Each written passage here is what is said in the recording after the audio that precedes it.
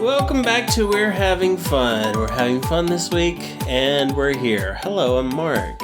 Hi, I'm Krista. Hi. Well then, Krista, how you doing today? I'm good. I was better when you weren't doing that voice. that was going to be my new thing. Well, here we are. Mm-hmm. We got a lot to cover. We do. Big episode. Yeah. No trailers to get into, though, so... No trailers. I feel like there's something we need to mention. Yes. Do you remember what it was? It's my birthday of the podcast. I was going to say, if by my you mean the podcast's birthday, yes. We've been podcasting for a year. We have. We've kept going. And surprisingly. Here we are. Yep. So, thank you for listening. We're happy to keep going. Yeah. Here's to another year, I guess. Mm-hmm. Hopefully more than that. Yeah. So, now we're celebrating with spooky scaries and other things. Yeah. Yeah. So, I guess we can get into it, huh? I guess so. All right. Obi-Wan. Mm-hmm. We're back. Coming off a better episode. Yep. Is this one good? We'll see. So, we're on episode 5. Yes. Episode 5 of 6. Mm-hmm. Next week's the final Countdown episode. Okay. So, Hayden's back. He is.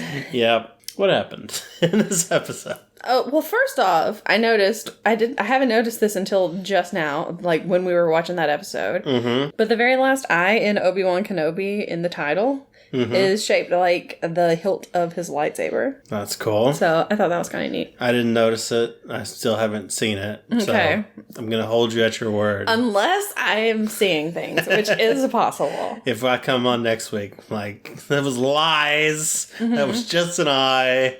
Or what if it's just that episode? And it's just, yeah. Maybe. But yeah, that's a cool little detail, if true. Yeah. If true. How dare you? So yeah, there's a flashback, and you were like, oh no. Because you're not a big fan of flashbacks. Oh yeah, don't like flashbacks. Well, you don't mind I used to not mind them. Yeah. But ever since Boba Fett, I hate them in Star Wars stuff. Yeah. They ruin shows. But the thing about the Boba Fett ones it was like a whole episode of just flashback. Yeah. Which is kind of annoying. It was like most episodes. Like half of that season was flashbacks. True. And it sucked. Very true. So, but I mean, these were like just small flashbacks. Yeah, they're not bad. Not quite as bad. And the whole flashback is like a metaphor for what's going on in what he's dealing with now, and shows instead of just showing Vader is. Yeah, instead of just showing backstory like it did with Boba Fett. Yeah, these actually mean things. Yeah, the flashback is of Obi-Wan and Anakin. They're training. Anakin is back to his like little ponytail braid buzz cut little looking rat thing. tail thing. Yeah, hate that. Yeah, when it first shows up, when it first starts, he's like looking out. They're on Coruscant, and he's looking out across to some buildings in the distance. To Padme. Yep. Yep. One of those buildings. I said one of those distances. One of those buildings is where Padme was staying. Yeah. So. Because he's still haven't gotten together, I guess. Yep. He hasn't turned her on with killing all those innocent people. I guess so, because this is before all that happened. Yeah. Shame. So. Yeah. And he's very aggressive. Yeah, very aggressive. Yeah. And apparently he's a better fighter than Obi-Wan, because Obi-Wan says he loses a lot. So, yeah. Not much else to say about that. Nope. That was it, pretty much. Riva has tracked them to Jabim. Okay. I did make note of the name of the thing this time. Nice. It did help that we had captions on. Yep. We've started using them a lot now. Yeah, it's very helpful. It's very nice. And third sister becomes the Grand Inquisitor. Yep, she did it. Look at that. Worked her way up the ranks. Yep. So they land, Obi-Wan and his people land. Yeah. And there are a bunch of people there. Haja is there. So we get to see him again. Yeah. And they're all getting ready to leave the planet because they know that they're going to be found at some point. Right. They don't know that they're being tracked, as far as I know, right? Yeah. But yeah, they know that they're coming for them. That they're looking for them, so they need to get out of there. Yeah. So they're trying to get everybody on the ship. It's going to take a little while, and then they're going to fly out. But Lola, the traitor that she is... That traitor bot.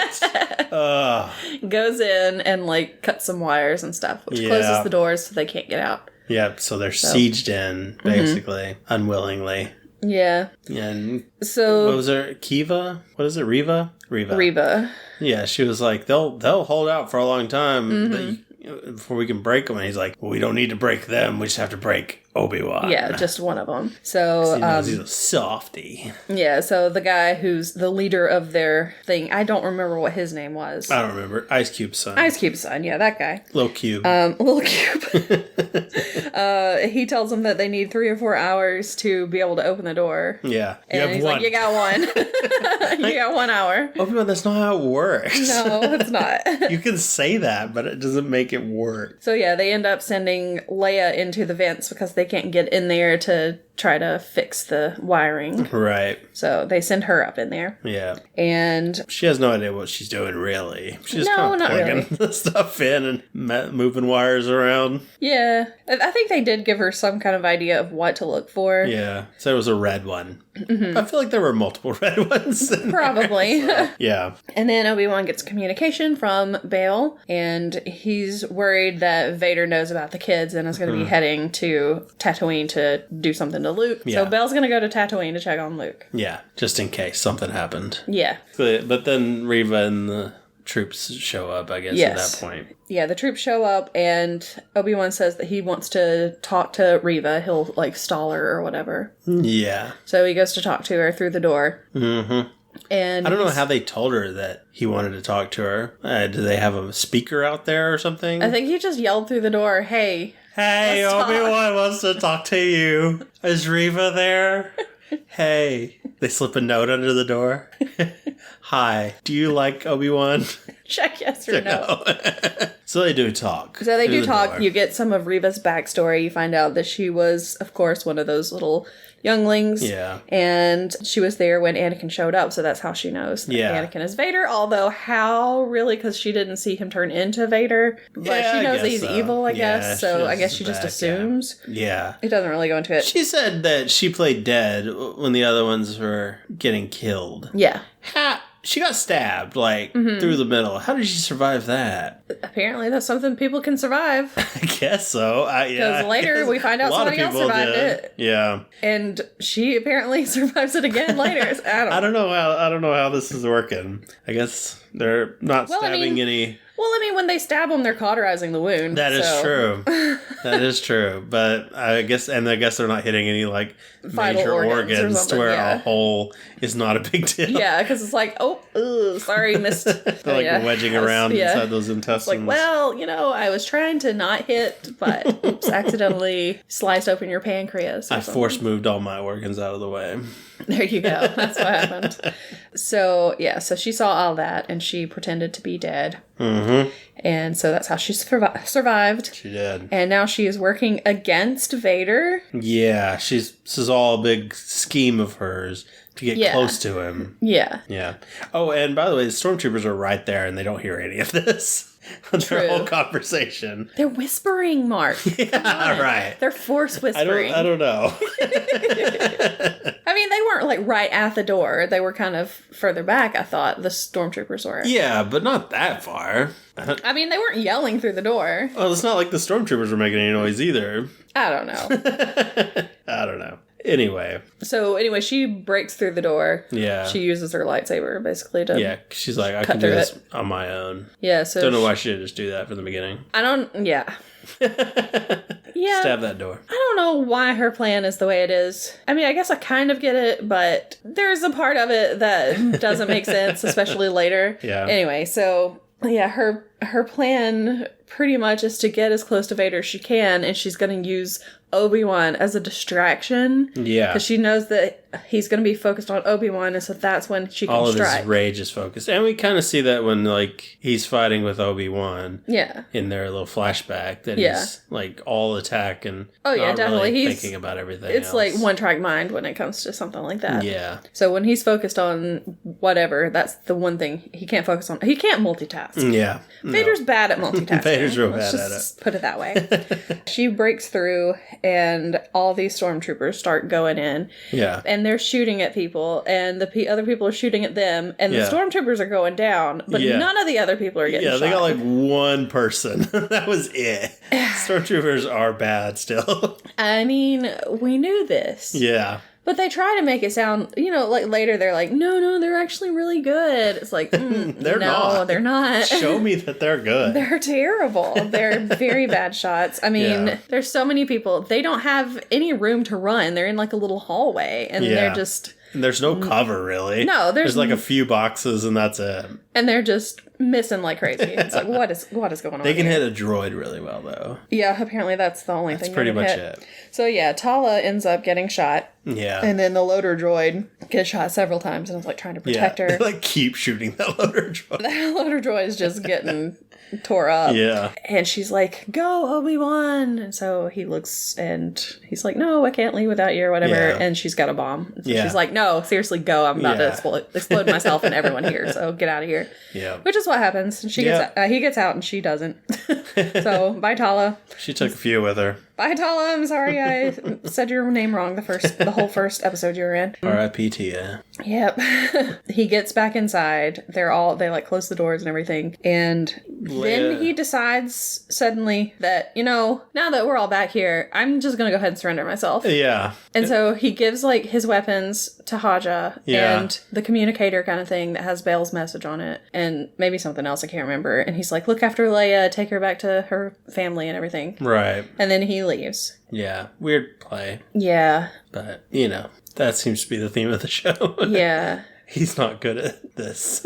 And then he surrenders himself. Yeah. And he goes out there. And I actually think this is when he's talking her and trying to talk her into killing Vader or whatever. Yeah. So there were like two major like talks between these two characters. Mm-hmm. And I can't keep track of which was which, but whatever. Yeah, it doesn't really matter. So anyway, then it shows them it's like flashback again. They're still doing their little training thing, and he tells Anakin, your need for victory blinds you. Mm-hmm. So then Obi-Wan kills those guards because she like puts him back. She was like, well, just go back into this little holding area. Yeah, take him back. And then he kills the guards and runs back. Yeah, like what was the point of that? I guess he wanted to talk to her. Tell her that new thing. I mean, it feels like he could have talked to her through the door. He did. Yeah. He talked to her plenty through the door, but I don't know. Hey, it's me again. Sorry, I forgot that's one important thing that I needed to tell you. Can we have another door talk? So I had to surrender myself for like 5 minutes just so that I could tell you this thing. I don't know. So then Leia is still up in the vents trying to fix stuff, and she sees Lola there. Yeah. And she's like, oh, there's a restraining bolt. Let me just take that off. Well, Lola attacks her. Like, starts to kind of buzz at her. Attacks her. She's buzzing at her. Yeah. It's like, oh no, this bot is buzzing at me. Well, Lola's fighting it. She's strong. She loves Leia. Whatever. Anyway, she gets rid of that restraining bolt. Yeah. And then Lola's like, happy beeps. Like, hey, buddy. Yeah. And it's like, okay, well, there we go. And she fixes the doors. So the doors are able to open now. Yep. And so everybody loads up into the ship. Yeah, Vader comes down because he's about to get in there. Yeah, he comes in there. He actually comes in there. Everybody's in the ship. Yeah. And they're like taking off, and he stops the ship, and he's like using the Force to keep it from going. Uh-huh. And he grounds the ship, basically, and then he starts like ripping it apart. Yeah. And then suddenly another ship flies out. Yeah, I don't know what. Where did this other ship come from? How did this happen? I don't. Like. I'm so confused. I don't know. Should rewatch it. I don't remember seeing another ship there. Maybe it was there. I don't know. But yeah, maybe we need to rewatch because where did that other ship come from? Where did it come from? Unless it was like flying right behind it and like slowly came back down with it. Like, okay, all right. And I said maybe it was a ship within the ship. Yeah. But maybe. That doesn't make any sense either. It does not because they're about the same size. Yeah. So anyway, that other ship gets out. It's gone. Yeah. They took off. They escaped. And that's when Reva decides to attack. Right. She goes after him. Instead of going after him when he's like focused on trying to get the ship, she waits till the ship gets out, and then she's like, "Oh, it's my chance." Yeah. Girl, no. No, you messed up, bro.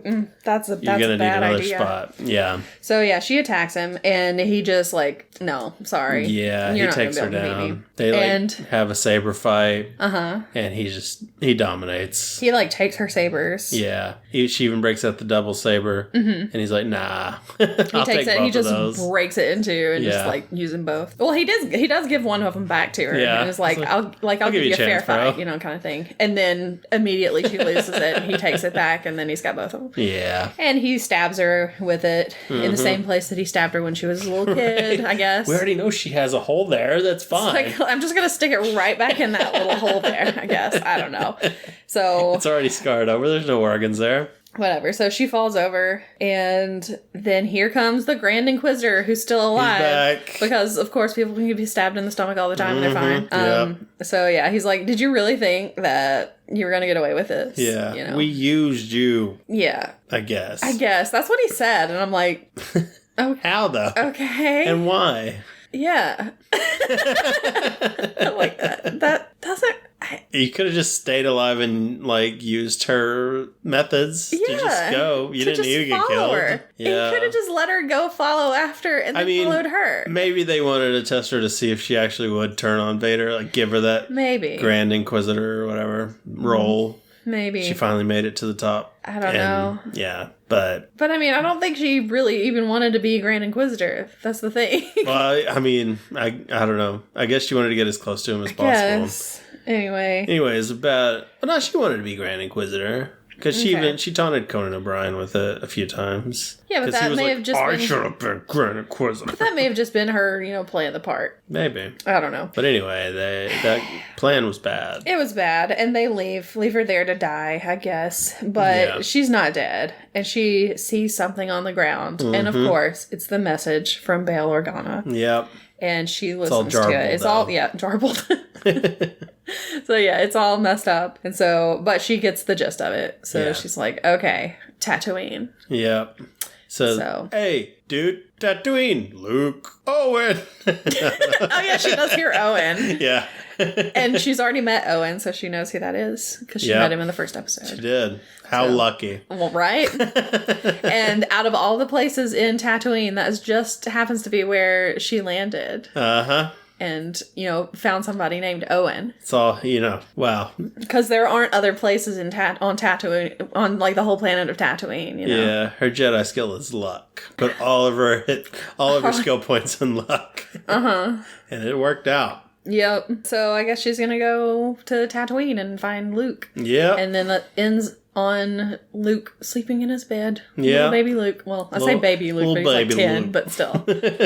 Little kid Luke. Little Lukey. Sleeping in his bed, not knowing that somebody's coming to get him or I don't know, whatever. Something. Yeah. He's in danger. Let's just put it that way. Somebody's gonna hurt him. This child is in danger.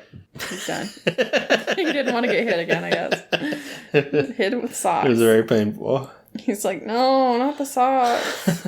Well, how'd you like that episode of Obi-Wan? I feel like not much happened. Yeah, it was just kind of treading water till the next one. Yeah, I mean, they're climax. they're setting everything up for the last episode. I did like that we got more about Reva, more of her backstory, so we know kind of what happened to her. We know for sure. Yeah, but I don't know.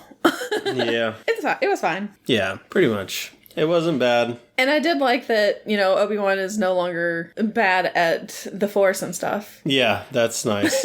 Finally, he remembered. He's gotten really good with his lightsaber again. He's able to do a bunch of stuff. So, you know how it is. Yeah, I guess, I don't know what the big climax is going to be. All three of them going to be fighting? Is Vader and Obi-Wan going to be fighting? I don't know, because, I figure Reva's got to show up again, Surely. And they're all heading to the same place, I assume. Although, does Vader know where they're going? Yeah, I don't know. I guess he wouldn't have a tracker on it anymore. No, because they don't have Lola anymore, Yeah. Why would they go to Tatooine, though? Well, I imagine that Obi-Wan's going to Tatooine because he knows Bail is going there, and he's probably afraid for Luke. True. But I don't know if they're just going to, drop him off there or something. I don't know. We'll see. So I wonder if, since Bail is going to Tatooine, are Luke and Leia going to, see each other? Maybe. I wouldn't think so. I wouldn't think so. But that's That's weird that they'll be in, like, the same place. Yeah. I don't know. I feel like they can't do that. You just can't. You can't do that. Don't. But I mean, they are small enough that, if they just see each other and don't, like, actually talk or whatever, or know who they are. Yeah. Like, learn their names it's not like they'll know their brother and sister. Yeah, so maybe they can get away with it. We'll hope so. They'll have to, like, be very careful, I guess. Yeah. All right. Well, let's move on to Miss Marvel now. Okay. Second episode, Miss Marvel. What happened? There's all that videos going crazy on the internet of her saving Zoe. Yeah. And she walks into school and she's wearing the bangle and everything. Yeah. And she walks in and she's acting very cool. Yeah. Like, people know that she's cool now. Well, she's feeling confident. I don't think the people are like, what's happening? I guess so. She was feeling it though. She's very confident. Yeah. And I immediately thought she was dreaming because it just didn't feel right. It did have like a dreaming vibe to it. Yeah. So anyway, all that happens. And then she finds out that Zoe is, like, talking about how cool she is herself because she met this person. Uh-huh. She's being... Okay, it made me think a lot of Ty from Clueless, because... Like, there's one point in Clueless where Ty, like, almost gets pushed off of, like, the balcony in the mall or something. Okay. And Christian comes and saves her. And then she's like, oh my gosh. And I felt like I was really about to die, And Cher's like, she didn't even do anything, So it made me think of that. It was very... very funny. Yeah. But, so Zoe got, like, a bunch more followers and everything because of it. Yeah. So she's even cooler now, I guess. Mm-hmm. And then we see... And she calls the person that saved her Nightlight. Nightlight, yes, that's right. She's like, oh boy, that's a terrible name. Like, I hate that. That's almost as bad as...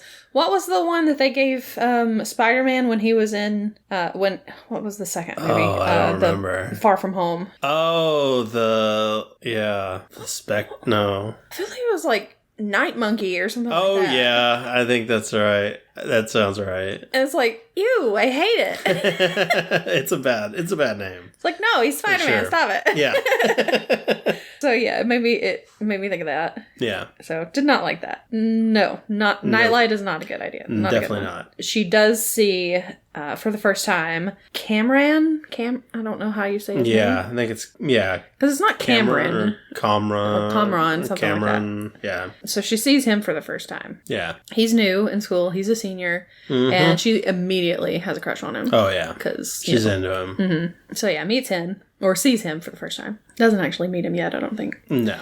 And then Bruno says that he thinks that her superpowers are actually coming from inside her. It's just that the bangle is like helped her unlock her powers. Exactly, yeah. Because I guess he took like a heat picture of her or something. Yeah, something like that. Seemed like there was a lot of energy coming from her core. Yeah, and not just from the bangle. Yeah. So he helps her like practice with her powers and everything. Mm-hmm. So there's like a whole montage. Practice montage. Mm-hmm. And she starts calling the like crystal stuff that she's pushing out of her or whatever. She starts calling it hard light. Yeah. Which is something from Portal. Okay. I thought I recognized the term hard light. I just couldn't remember what it was. Yeah, it's from Portal too, because the bridges. They're hard light bridges. Gotcha. Mm-hmm. Okay. Wonder if that was a call out to it or not. I don't know, but that was kind of funny. Yeah. And then you finally actually get to see her hanging out with her other friend, Nakia. Yeah. And they go to the mosque together and everything. Mm-hmm. And she convinces her to run for the mosque board because there's like an opening. Right. And she's like, we need somebody. We need first of all, we need a female on the board because everybody else is all old guys. And because the women's side of the mosque is all run down and moldy and walls are falling down. Yeah. Exactly. So they need a female on there to get their stuff fixed. Yeah, they need some representation, That's right. So she talks her into running for it, even though she's going to be running against her own uncle. Yeah, he's pretty popular, so it's going to be a tough one. Mm-hmm. So they do find out that Zoe is having a party. Yeah, and they're like, "Yeah, we're not going to that." Until she finds out that Cameron is going. And then she's like, we're going. Actually, we're going. For sure. Mm-hmm. So they go there, and they see... She gets served an alcoholic drink yes, whenever she takes... specifically asked if there was alcohol. She's like, does that have alcohol in it? He's like, no, it's just orange juice. I don't know who this guy was, but it's just some random guy. Just some dude. And he's like, no, it's just orange juice. And she takes a sip, and she's like, because it has vodka in it, of course. And then she's like, am I drunk? From one sip. It's like, girl, no. Yeah. Don't think so. That was from the comics, and like Zoe was kind of a real jerk about it all. That, you know, it was her and her boyfriend, they gave the drink to her and said it didn't have alcohol. And like, it was a whole thing about messing with her religion and all that stuff. So yeah, it was Zoe kind of really sucks in the comics. So okay. She's not as bad here, but yeah, she's not as bad. She's just like, she wants to be popular. She does, for sure. She wants them followers. And she did say that, you know, or later she tells somebody that the costume contest was canceled, but she would have won it. It's like, girl, no. Yeah. I don't think you would have. Yeah, okay. Especially not with those powers going on. So, yeah. And some dude gets up on top of this big pool house. I don't know, something like that. Next to the pool. And everybody's freaking out. And then he jumps, does a sweet couple flips off there.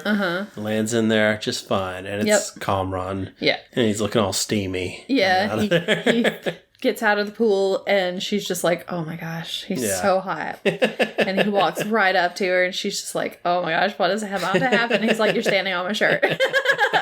She's like, oh, sorry. But then the cops show up, so they have to run. They scatter. And Kamran's like, you can jump in my car. I'll take you you guys home. So all of them, or a bunch of them, jump in there. Yeah. There are a few of them with him. And she's in the front seat with him. She's riding shotgun. And they're talking about like Bollywood movies, and they're talking about the music that they like and everything. They seem to have a lot in common. And it's like, oh, okay. They talk about Kingo. Oh, yeah. Well, that's later. Was that later? Yeah, I think that's when they're in the restaurant. At the restaurant. But yeah. That was great to hear, though. That was really good. But yeah, so they're talking about all these cool things that they enjoy, trying to get to know each other and everything. Yeah. And Bruno is like he keeps like interrupting him and everything. Yeah. And a little jealous? Yeah, a little bit jealous. So once they drop him off at the corner, he gives her his number. And she's like, oh my gosh, his number. And Bruno is jealous of that also. Yeah. And then also he calls Bruno Brian. Yeah. He's like, he knows my name's Bruno. Yeah. He did it on purpose. Yeah. So he is not a big fan of him. Yeah. Yeah. So, but of course, she's all excited because, you know, she's got his number. Oh my gosh. That's right. And she comes in after that night, walks into the door and starts singing. Yeah. Be My Baby. Yeah. That's what it was. And she's like dancing around and singing, like lip syncing it and everything. It was really cute. She just dances her way upstairs. Yeah. Then, like, later when she's at school. Her nose turns to hard light, like, at the end of the class. And she has to run to the bathroom. So she's not controlling her powers very well right now. Right. They're starting to show themselves. And her hand turns to that too. To, like, crystal, to hard light, you know. And Nakia shows up and is like, do you need a tampon? Yeah. I got pads because she thinks too, bro. You know, she thinks it's something related to her period, but it's not. She doesn't know about her powers. Yeah, she doesn't know yet because Bruno's the only one that knows. And she's like, no, it's fine, you know. Yeah. Then Bruno has to go to the counselor's office. And he's looking very Marty McFly in this. He does. He does have like the orange jacket vest like, puffy thing. jacket kind of vest thing. Yeah. Seems on brand for Bruno. And he finds out that he got accepted to like some kind of early college thing at Caltech. Yeah. But, you know, that's in California. It's really far away. Can't go to California. Yeah. Not without my lady. Exactly. My lady. So at the end of the day, I remember what she's all excited because also Kamran tells her that he'll help her learn how to drive. Yeah. And so he's like, I'll meet you after school tomorrow or whatever. Yeah. And so she's getting ready to meet up with him and she's all excited about it. And Bruno comes up and he's like, are we going to go do whatever? Go practice your powers and stuff. Yeah. She's like, sorry, no. But I do need to ask you if you're going to go to Eid Mubarak with me or with our family or whatever. He's like, yeah, I guess so. I guess. Fine. Because, he really likes her family and everything, too. They like him. Yeah. And, they're best friends. Yep. So he's like, sure. And then she goes off and they... Cameron lets her drive his car. That was bad. Yeah, she is insane. She's not a good driver. Yeah. Very bad at it. But they do manage to make it to like the restaurant where they go in and eat. Yep. They're just talking to each other at first. That's when they start talking about Kingo. Right. And she says that her grandmother still has a crush on Kingo Sr. Yeah. Which is the same Kingo. Yeah. Same dude. Same guy. Yeah. But that was really funny. I like that he got a shout out. Yeah. That was good. Especially since we had just watched him in in Obi-Wan. Kamel's having a year. He is. I'm here for it though. I like him. I like Kamel. So they're talking and everything, and she sees her brother and her brother's fiance outside. Mm-hmm. And so they try and hide behind a menu. But the brother sees it, of course. Yeah. And comes inside and is asking, what's going on here? Yeah, who are you? Oh, this is our cousin. So she tries to pass him off as a cousin from Pakistan. Yeah, from Pakistan. Yeah. But he's got a British accent. But he has a British accent, and then he's like, no, he's like, no, I was just pretending to have a British accent. I actually have a Pakistani accent. He does a Pakistani accent. And they're like, oh, well, it's nice to meet you. I think I do remember you when you were younger and everything. So, yeah. But so this was the first time that we get to see Amir's fiance also. Yeah. Her name is Taisha, I think. Okay. Sounds right. So, I get to meet her for the first time. And she shows up again later in the episode. Yeah. Like right after they eat with the family. Because they're eating with the family and she's there. And they're talking about... She's asking about some of their family story. Oh, yeah. About where they're from and all that stuff. And they're talking about the partition. Yeah. Which I don't really know a lot I didn't know about. Yeah. It was interesting that I didn't know they had this history like that. Yeah, so there was like a civil war. Yeah, Pakistan and Bangladesh used to be part of India, apparently, and then the British, divided it up, I guess. Probably. And then, maybe there was like a war because they didn't want to be controlled by the British anymore, and so they may have broken off or something. I don't really know. They had to, make it across the lines and stuff. Mm-hmm, so they had to take the last train out, basically. Mm-hmm. And her... It's like her great-grandmother? Or was it... Her grandmother, I think, was the one who got lost. No, I think it was the great-grandmother because... No, they got lost, but then they found him again. But they never saw the great-grandmother again. Oh, that's right. Because the grandmother was like a kid or whatever. Yeah, the grandmother just appeared back on the train somehow. Yeah, and the great-grandmother was gone. Yeah, on the train platform. Yeah. And the great-grandmother was missing. They never saw her again. Aisha, yes. Yeah. And they don't talk about Aisha. Right. It's a real Bruno situation. It is a real Bruno situation. Without being Bruno. Well, actually, it's really just the grandmother. Not the grandmother. The mother doesn't talk about her. Yeah. So she knows something. Yeah, but they do... she does find out that that's who the bangle belonged to. Right. So she calls her grandmother to talk about it that night. Mm-hmm. And she talks a little bit about it. But she's also like, can I talk to your dad? and his wife and your brother and all stuff. She's like, no. I just wanted to ask you about great grandmother. Yeah. Then we see that Zoe she's been taken in by damage control. They're questioning her. Yeah. And that's when she was like, I was totally going to win that costume contest. Sure, Zoe. Yeah. They're doing, it's weird the powers they're giving damage control, where it's like, their whole thing is just to rebuild the city when it gets destroyed. But now they're like CIA or something. I don't know what's going on. Homeland Security kind of stuff. Yeah, I don't know. It's weird. I don't know a whole lot about damage control though. Yeah. But here we are. But I mean, I guess they're basically, doing damage control because she messed up some stuff and somebody almost got killed. And so, I don't know. But I wouldn't think it's their job to investigate it. But maybe it is. Who knows? Who knows? Are they part of, are they associated with, S.H.I.E.L.D.? Not really. No, they're their own thing. Okay, because I feel like in Spider-Man No Way Home, they kind of acted like they were a little bit. Because maybe they are in the MCU. Because, when he was talking about how, no, he wasn't, he didn't kill, what's his face, Mysterio. Yeah. And you can ask Nick Fury about it. And he's like, no, Nick Fury was off-world when all that was happening.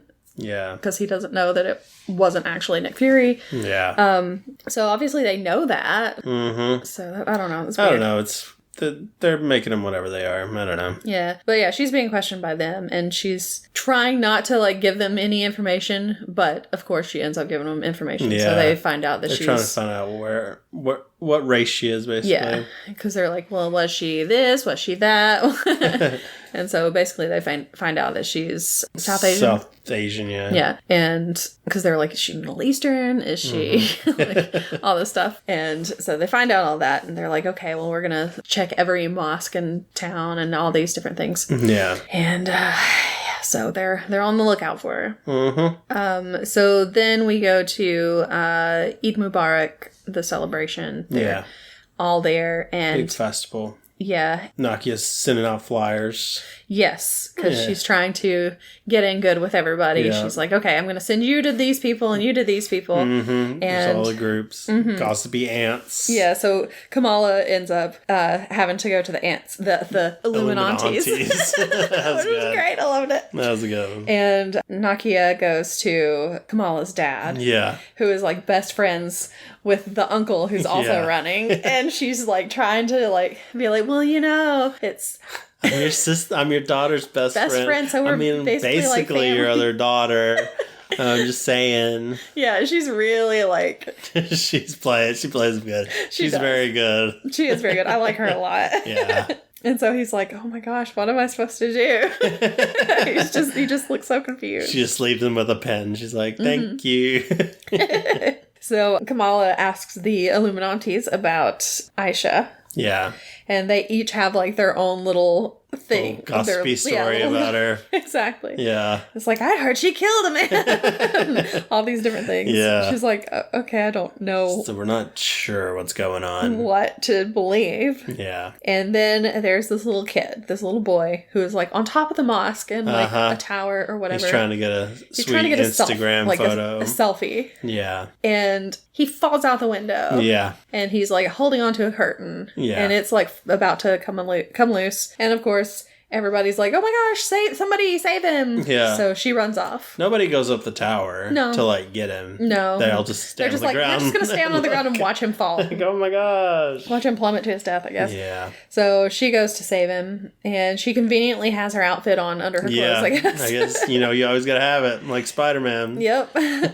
And so she gets out there. She's doing her little hard light path to him, and somebody down on the ground was like, hey, is that Nightlight? It's Nightlight. Like, stop it. No, don't do that. Don't make this a thing. You hate it. So she does end up going over there and saves him. She does her superhero pose at one point. Yeah. But as she's trying to pull him off of the hard light thing that she's set up for him, the little platform, she sees this vision of her great-grandmother, I'm assuming, probably. And he falls. Yeah, and she breaks. She does, like, try to stop his fall. He's still, like, she just keeps making platforms. He just keeps ping-ponging off of them. It's like, dang. Well, it's like, when he hits one, he just kind of, it just stops him a little. It doesn't stop him. It's slowing him down, but still, it sounded like it hurt. Yeah, it's not much. And then, of course, he falls onto a car and hurts his ankle. He did that car pretty good, too. Yeah, but I mean, he's okay. Yeah. He's just hurt a little bit. He hurt his ankle or something. Yeah, but he didn't die, so there we go. So, win.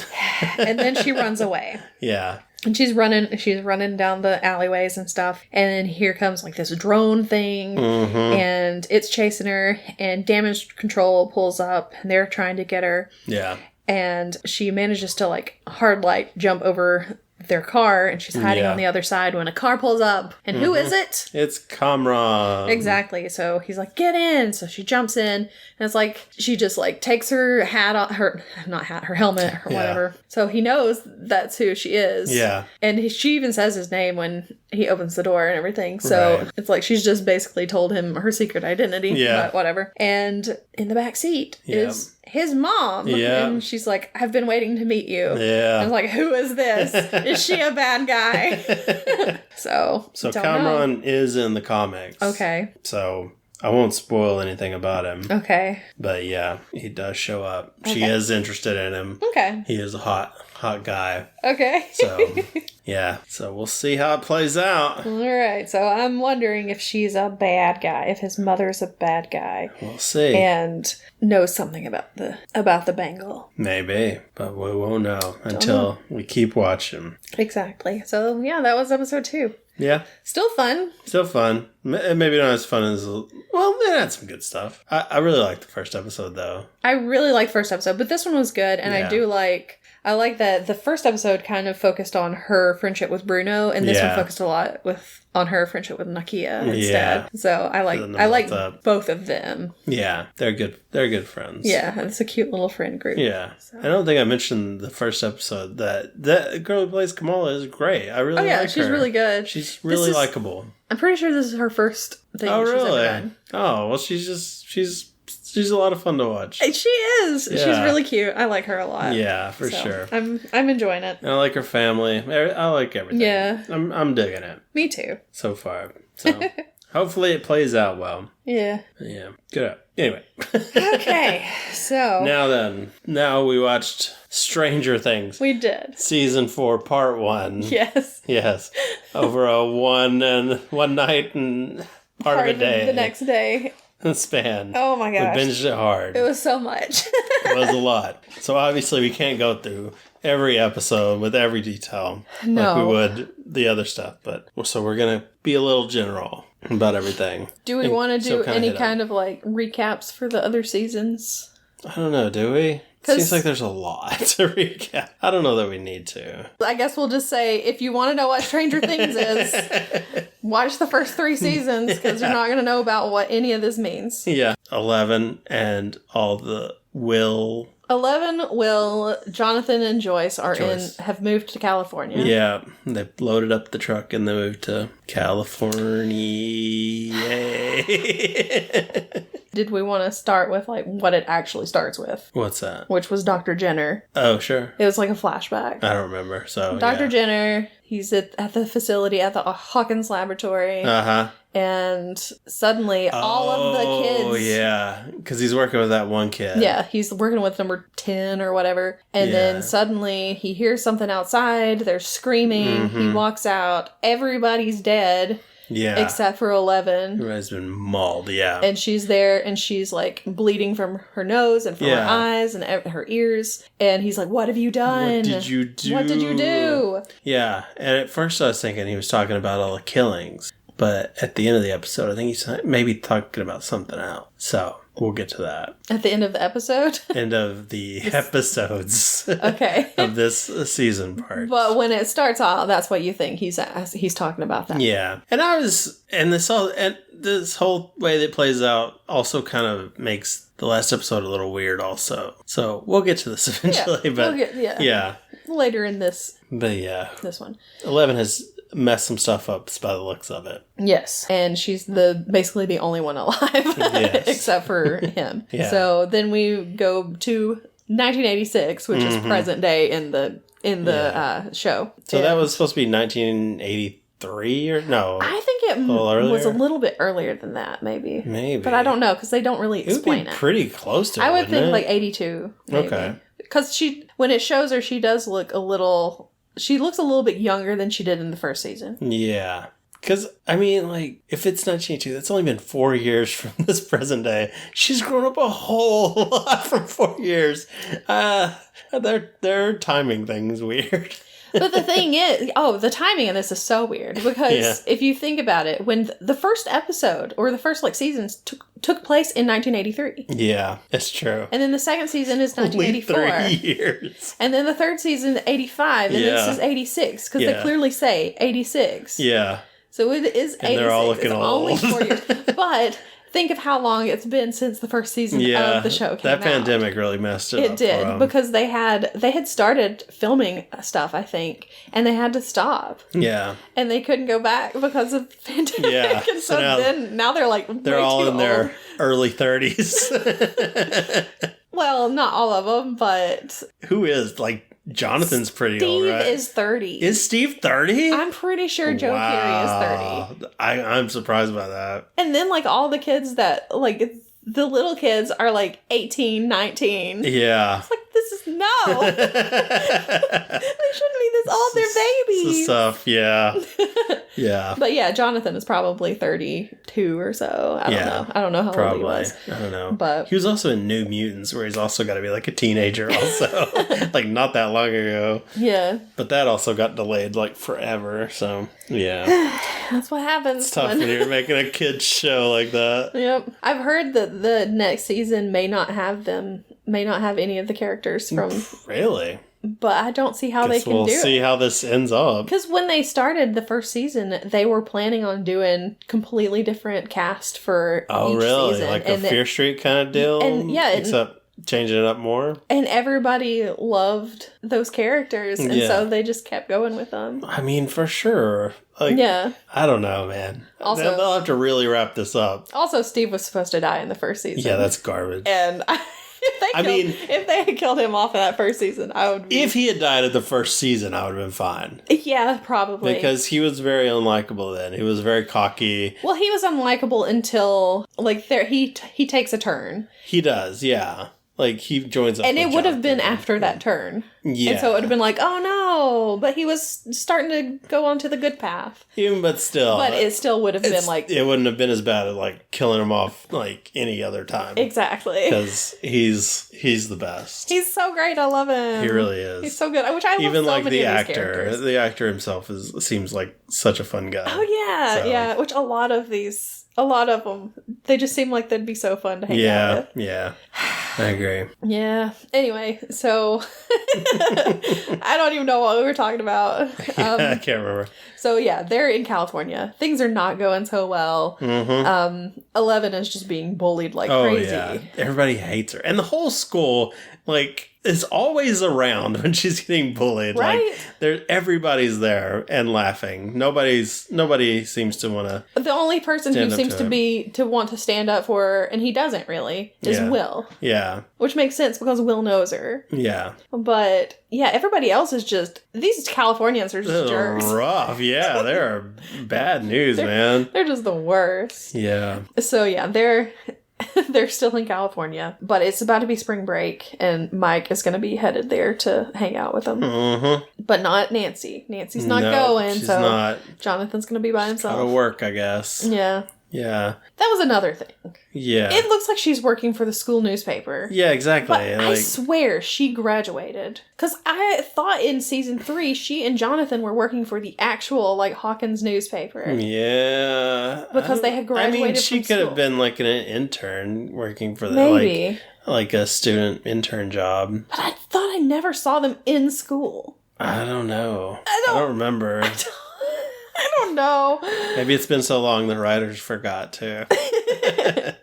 So maybe she just hasn't graduated yet, but... Because, is she working for the school paper? And if so, it's spring break. Why is she still working for them? They wouldn't be putting out a school paper. But those are all kids. Exactly. So it has to be a school paper. It's weird. Right? I don't know what's going on. I don't either. They just we gotta make her a reporter. Let's just say that the paper keeps going to no one. I don't know.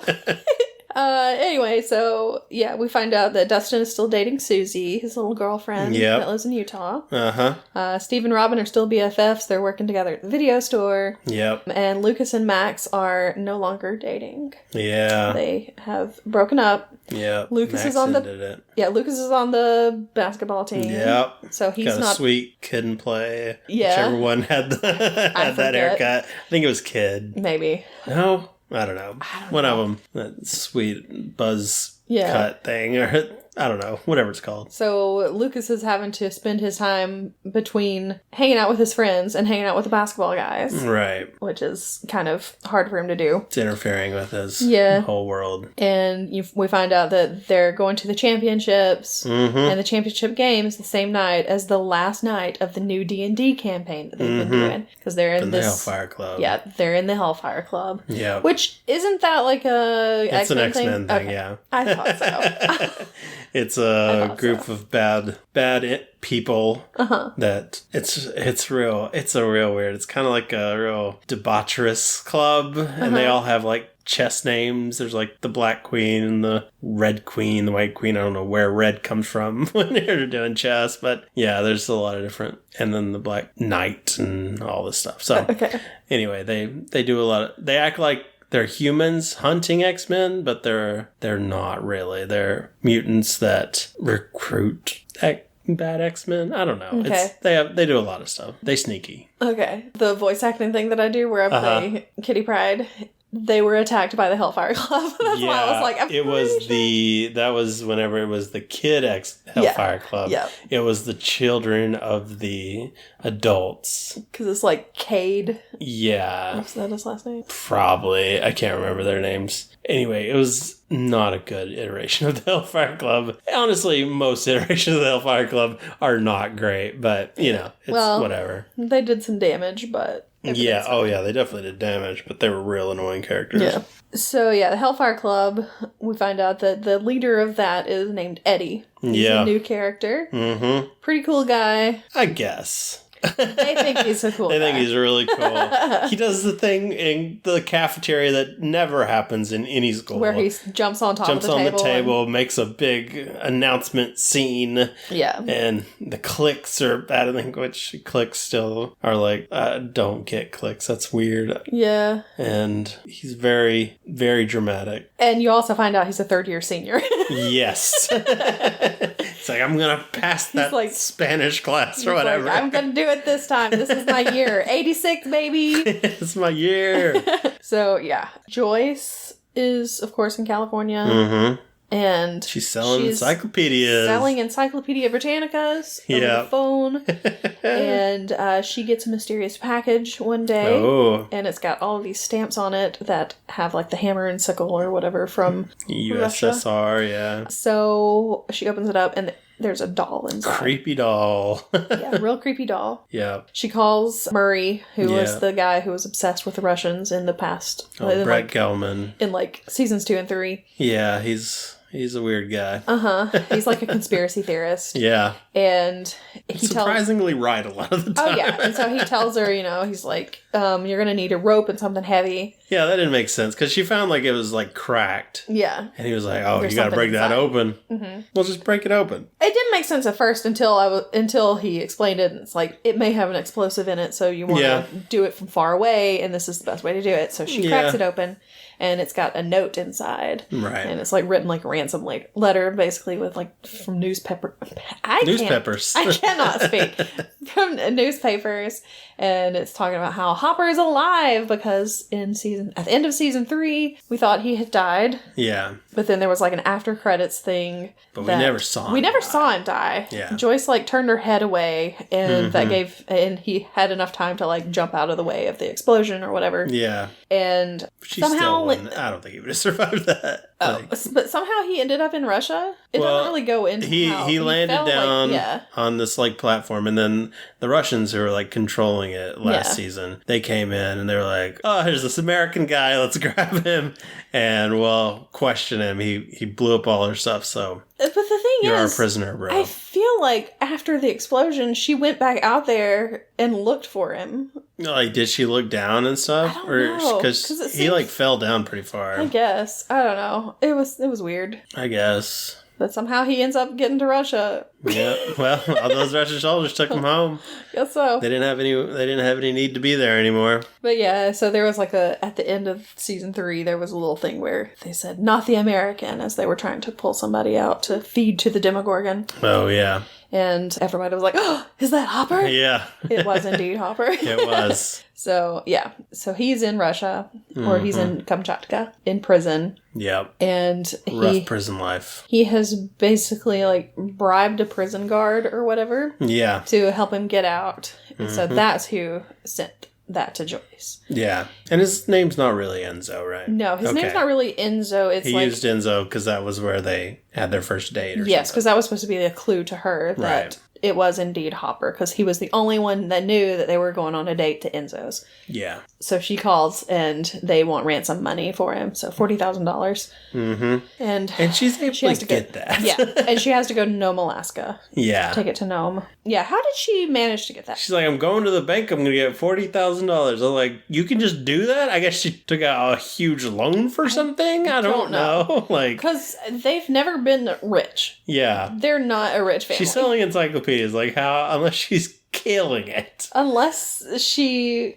got a bunch of money when they moved them to California. Maybe. Because they're kind of like in a witness protection kind of thing, but not really, because they're still going by their names. Yeah, very bad witness protection. Because they're still Joyce and Jonathan and Will Byers, and Jane Hopper. So, all very obvious. If you're looking for them, you're gonna find them. Exactly. So yeah, I don't know how she got that. Yeah, which is really funny when people are trying to find them and they're like, I don't know where they are. They're off the grid. They're not. They're really not.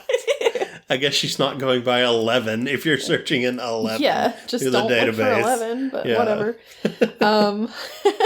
So, yeah, the guard's name is not Enzo. At one point, they call him Antonin, I think, or something like that. Yeah, something like that. So, Antonin, something like that. So, yeah, but he's, I was like, I recognize him. He was in Game of Thrones. Yeah, he does not have a name. He's no one. Yeah, but he's got a whole deal worked out with a smuggler. Yes, named Yuri. Yuri will meet with Joyce and them and get the money, then fly over and get Hopper and take him back. Yeah. And there we go. That's the plan. Mm-hmm. So Hopper's got to figure out how to escape to be able to do that. Yes, because he has to be able to escape to get to the warehouse where he will pick him up. Right. So, do we want to just keep on with the Sure, we'll go through it. Okay. All the stories are kind of like certain people are just doing different things. And Hopper and Joyce and their storyline doesn't really converge with the others. So it really doesn't. It's easier to kind of get through their storyline first. Yeah. And by the way, this is the whole first half of the season. Yeah. So we're going to spoil everything all the way up to the last episode. Exactly. All 7 episodes. Exactly. So everything's going well. They go to Alaska, Joyce and Murray, go to Alaska, meet up with Yuri, and Yuri he basically just betrays them. Yeah, he sells them out. Like the guard, Hopper. And Joyce and Murray. And Murray, yeah. Because the KGB are looking for Joyce and Murray. Yeah. So he sells them out for that. Yeah, he sedates them with coffee. Exactly. And he's like, I'm going to take them to Russia. I'm going to get a bunch more money. Mm-hmm. Because he's all about the money. Yeah. He's all about the Benjamins. That's right. Except I don't know what they are in... he's all about the rubles. I don't know. So, yeah, that's what he decides to do, I guess. And so he gets him... He knocks him out. He gets him into a plane. Because, Hopper's been doing this whole plan. He's going through with the escape. Oh, yeah. He gets another prisoner to break his legs. Because he doesn't know about all this stuff that's happening with Yuri. Exactly. And neither does the guard. Right. Enzo. We'll just keep calling him Enzo, even though that's not his name, because it's easier to say. Because I don't know if I'm saying the other name right. I'm sorry to all the Russians who are listening to this. He gets another prisoner to break his legs. Yes. So that he can take his shackles off and do push-ups. I know eventually he takes his shackles off, but he breaks one leg, right? I thought that was all, but how does he get the other one out? How does he slip it off over the other one? Yeah, exactly. Maybe that foot has always been a little bit smaller than the other. That's his baby foot.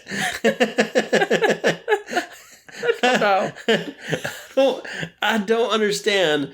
Because, when he finally does escape, he breaks his axe, and he's like, I need a new axe. And so he goes with the guy into the shed, kills him, basically, or knocks him out. Yeah. And then another guard sees, so he kills that guy. And then he's able to, on 2 broken legs, theoretically, at least on 1. First of all, 2 broken feet, yeah. Yeah. Or at least 1, like you said. Yeah. He gets out of his ankle chains or whatever, out of his manacles. He goes up through, panel hatch in or the whatever top, in the top of the which shed. just happens to be there. And gets up on the roof and jumps off the roof onto his bad feet. Yes, exactly. And still manages to get up, roll, and run around, get up, and run and jump on a snowmobile that he got a key for from who knows, one of the guards. Maybe they left the key in it because could be. I wouldn't though if you have a bunch of prisoners around and you don't want them escaping. But he has to like take that and get it over the tree line so that they can't get to him. Right.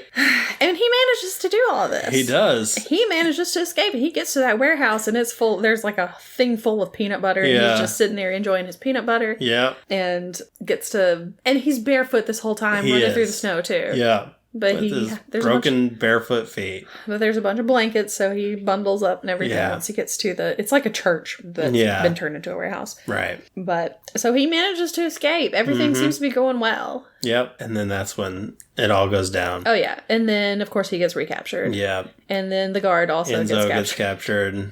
So they're in jail together now. Yeah. He's like, well, I thought it was gonna work, but we got betrayed. Yeah.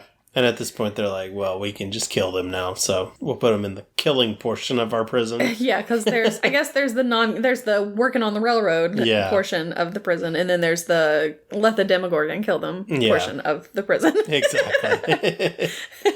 And unfortunately, they're in the let the Demogorgon kill them portion. That's the not as fun place. Exactly. So that's what's been happening to Hopper. Then, of course, Joyce and Murray are in the plane with Yuri, and he can't hear them. Yeah. So they manage to, he's got some peanut butter there, which are in glass jars at that point because it's the 80s. Yeah. They didn't care. There's some plastic jars now. But no, glass jars. So they managed to tump those over, get glass from the jars, and cut their bindings. And Murray is a black belt in karate. Yes. So which I'm like, yeah, right, Murray. But he actually does take him down. But he does. Yes, he actually does. And it surprised me. Unfortunately, he takes Yuri down when he was not supposed to knock him out. Yeah, because they can't fly that plane. They're not pilots, so they crash the plane, which is the second week in a row that we have watched something where someone crashes the plane and survives. Yes, and they're not injured at all. No, everybody's fine. Everybody's okay. Yep. So they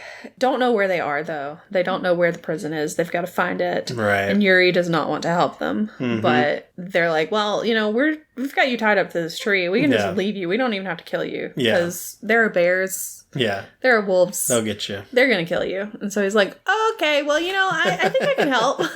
Yeah. So he decides to help him. He takes him to the warehouse. Yeah. And then they're like, oh, no. Murray is going to pretend to be Yuri. Because he's like, oh, well, I can take you guys in and as my prisoners. And he's like, no, that's not what we're going to do. Yeah. Murray's going to pretend to be Yuri. Yep. And that's what they do. Yeah. And they get in there.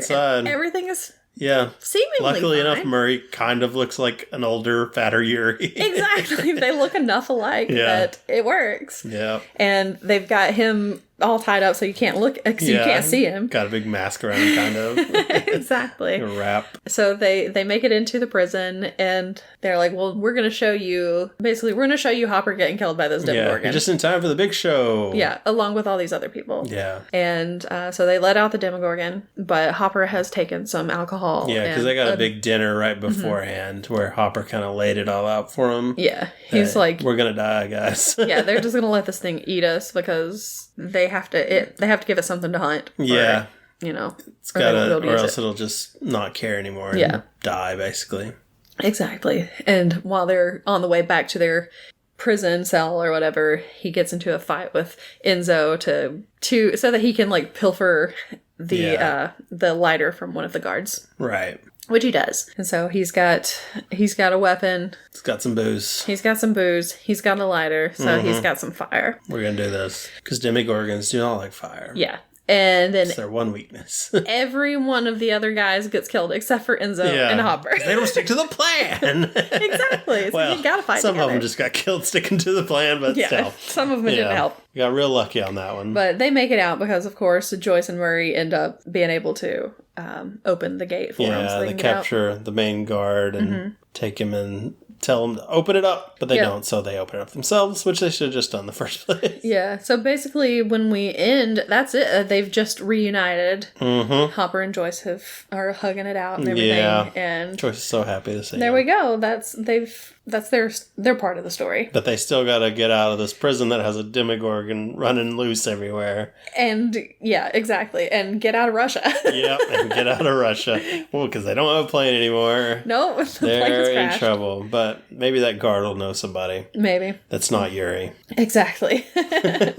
So the 11 gang over in California. Over in California. Mike shows up. Yes. They're like, hey, happy to see you. Oh, my boyfriend's here. And 11 is so excited. Will is so excited. Mike comes in. He painted something and he wants to show them, I guess. Yeah. Do we ever see what he painted? Nope, not yet. Oh, okay. That'll be a second part of the season thing. Yeah, because Will just kind of gets snubbed in the greetings. He gets snubbed all the time. He does. Maybe it's because of that stupid haircut he still has. Why do they do this to this poor child? And to be fair, I had a very close haircut. It wasn't cut up that high on the sides, but I mean, very similar. But you know. He's got this bowl haircut, and he's had it since the first season. Yeah, he's got it bad, man. Please let this child change his hairstyle. Yeah. Because I've seen this kid, like, in interviews and stuff with his normal, like, in real life. He's so cute.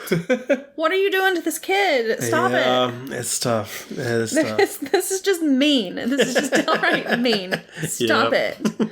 It's child abuse. It is. So, yeah, he gets there. He's brought some flowers for 11, and they hug and everything, and then he goes to, like, hug Will, and it is the most awkward greeting. It was a weird hug. Yeah, it was. Yeah. But, it's not a bro hug. Yeah, but you find out that they haven't really talked a lot lately, because Mike is, like, obsessed with 11 instead and everything, and he's got a lot of stuff going on at home, and, you know, Will's just kind of, like, on the outskirts of the friend group now, which is really sad. Yeah. Which is kind of the same thing that happened in season 3 also. Yeah. They kind of all just left him because they got girlfriends, and he's like, but I wanted to play D&D. I kind of haven't liked Mike since, like, the first season. Yeah. He's just kind of sucked. Yeah. He was kind of a jerk to 11 whenever they kind of started dating or something, or like right before or something. I don't know. He was always, I don't know. Yeah. He always kind of sucked.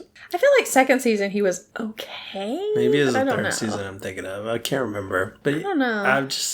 He's like my least favorite character, I think, of the main squad. Yeah, probably. Yeah, so. Main squad, are we calling main squad Will, Mike, 11, Lucas, and Dustin? I'm even including Steve, Nancy, and Jonathan, all them. I'll even throw Eddie in there. I don't like Jonathan. Yeah, I know you don't really like Jonathan. I don't like him much this season. Yeah, I didn't like him. I liked him the other ones. I liked him toward the end of the first season. I didn't like him when he was being all creepy and with his he was photography. It was like, I can understand why Steve beat him up. Yeah, because that was creepy. He's kind of like that weirdo in American Beauty, right? You're just waiting for him to like start filming a plastic bag. Yeah, it's not deep, bro. No, it's like it's beautiful. It's like stop. Get help. Yeah, and plus, like they put him and Nancy together doing like investigative stuff, and I don't care about their storylines most of the time. I stopped caring. Eventually about it was like they were just doing the same thing over and over again. I like Nancy and I like Jonathan, but I don't know. They're usually not the most interesting. Yeah, they're not. Maybe the first season. Okay. Yeah. So the big awkward greeting, and then they go off to like the roller rink. Yeah, and this is where 11 is boasting about her thing. She's like, "I've got friends. I've got so many friends and my best friend is like Angela, and Angela is the worst. Angela person. Bullied her in school, and everybody laughed at her. She is cruel. And of course, she didn't even say anything. She didn't even say, Angela did this. She was like, I tripped, even though Angela's the one who tripped her. Yeah. And then Angela got in trouble because the teacher knew, because the teacher's not stupid. Exactly, yeah. And so she's like, Angela, in my office, and she's like, not Elle. Oops, sorry, Jane, because she goes by Jane. Jane's such a snitch. Yeah, it's like she didn't even say anything, bro. Yeah, what's wrong with you? It's weird, man. I don't like anybody in California. Unlikable. Yeah, I don't even like Argyle. Argyle just annoys the crap out of me. Argyle is very annoying. Argyle is Jonathan's new friend who works at the pizza place. Yeah, and he's just they're big weed bros. Yeah, and it's very annoying. Oh God, they're like the annoying weed people. They are like their whole life revolves around weed, and it's like, dude, find anything else interesting about yourself besides what drugs you take. Like, stop it. Get some help. Yeah, seriously. So yeah, he's really annoying. But yes, he is. Anyway, so yeah, she's telling Mike about how great it is, how everything's going great in California, and she goes to parties at the roller rink all the time. And Will's like, "You've been to like one, and what it are you was talking about? it was." It's for your mom's company. Yeah, it's for mom's company. She's like, whatever. Shut up. And so she's just lying to Mike. Yeah. But they go out and they skate together and everything. And Will's just kind of like he's third wheel in it. Yeah. Third wheel. Yeah. Yeah, that sucks. Yeah, that's a terrible place to be. It does. Yeah. So everything's going all right at the roller rink. Going fine until Angela and her gang show up. Yeah. And they see 11. Yeah. Jane. They see her and Mike skating around together, and they're like, "Oh, Jane's got a little boyfriend who's this twig kid." You know, I mean, it's pretty accurate. He does look like a stick bug. Yeah. Sorry to Finn Wolfhard, but you're so skinny. You're skinny, bro. You're skinny, bro. Exactly. So she goes out and she goes to Elle, and 11 is just like, it's my friend Angela or something. Doesn't she say it? Well, she comes up to the table and she's like introduces herself as Angela. That's right. And Mike's like, "Oh, you're I've heard all about you. I've heard all about you." Yeah. And she's like, "Oh yeah, nice we're great friends." Yeah. And she's like, "Come on, Jane, let's go skate." Yeah. So she takes her out there and takes her to the middle, and they start playing Wipeout, and they're like just skating around her while she's in the spotlight, and they're just like, "Loser," you know, and just being bullies, and I hate it. I hate it so much. And I'm like, if she had her powers, you would all be dead, and I would not blame her one bit. Yeah. But she doesn't have her powers because at the end of season 3, she lost them. Yep. So, unfortunately, she can't do anything. She's got nothing. She can't, like, make them bleed out of their eyes or anything, which is what they deserve. All I want is just to see them bleed. Because when they were bullying her outside of the school, I was like, make her pee her pants! Come on! Because I forgot that she doesn't have her powers. Yeah, I forgot she didn't have her powers. But, I mean, at least I was like, peeing your pants is not that big. It's not as bad as what does happen. Embarrassing enough, yeah. Because she gets bullied. They throw like a milkshake on her. Yeah, and she goes off and cries in a different room. And Mike doesn't really do anything. I would have been throwing so many punches out there. Like, nobody throws punches here. Like, oh man, y'all are. That's it, man. You can't treat my girlfriend like that. Yeah, once I saw that guy like recording this, I'm taking out his legs. Like, he's going down. Well, first of all, he shouldn't have sat there and watched them do that. He should have skated on out there and pulled her away before it could get out of hand. Exactly. Instead of going to the DJ and going, stop playing the music. Stop playing the song. That's not changing anything, just dude. Go get her. Yes. Go stop it, dude. Mike, you're the worst. Mike sucks. I mean, Will didn't do anything either. He didn't. But still, Mike sucks. Finn, you're probably a nice person. I don't know. I'm sure he probably is. So, yeah, all that happens, and she's upset. But then she still goes up to Angela and is, like, trying to be her friend. Yeah. And Angela's just the worst. She sucks, yeah. And she says something to her. She wants her to apologize. Yeah. And she doesn't. Yeah. And she calls her names or whatever and just walks off. And she loses it. 11 loses it. And I'm like, yes. Finally. Do something about this bully. Yes. And she does. She grabs a roller skate and she goes, Angela! And she turns around and she just smacks her right in the face with it. Satisfying. It was. And then Angela starts bleeding. Yeah. And I was like... Cut her good. I was like, you know what? I don't even feel bad about this. Yeah. But, of course, 11 gets in trouble. Yeah. And I was like, okay, so maybe it was kind of bad, but still. Because, I mean, they get home and they find out that Joyce is going to Nome, so they're on their own. Yeah. And then the police come by and they're like, hey, you attacked some girl, so you're arrested. You're arrested. So they arrest 11. Arrested. Exactly. So they take her to the... to the jail and everything. Yeah, they're going to take her to juvie or whatever. Yep. And while transporting them, they get stopped. Yep, by 3 cars. Unmarked black cars. Yep. And we're taking her with us. Yep. So they take her to Paul Reiser. Yeah, Paul Reiser's there. Because he shows up Well, they these government guys show up to his home in Nevada, whatever. They're like, where's 11? Where's 11?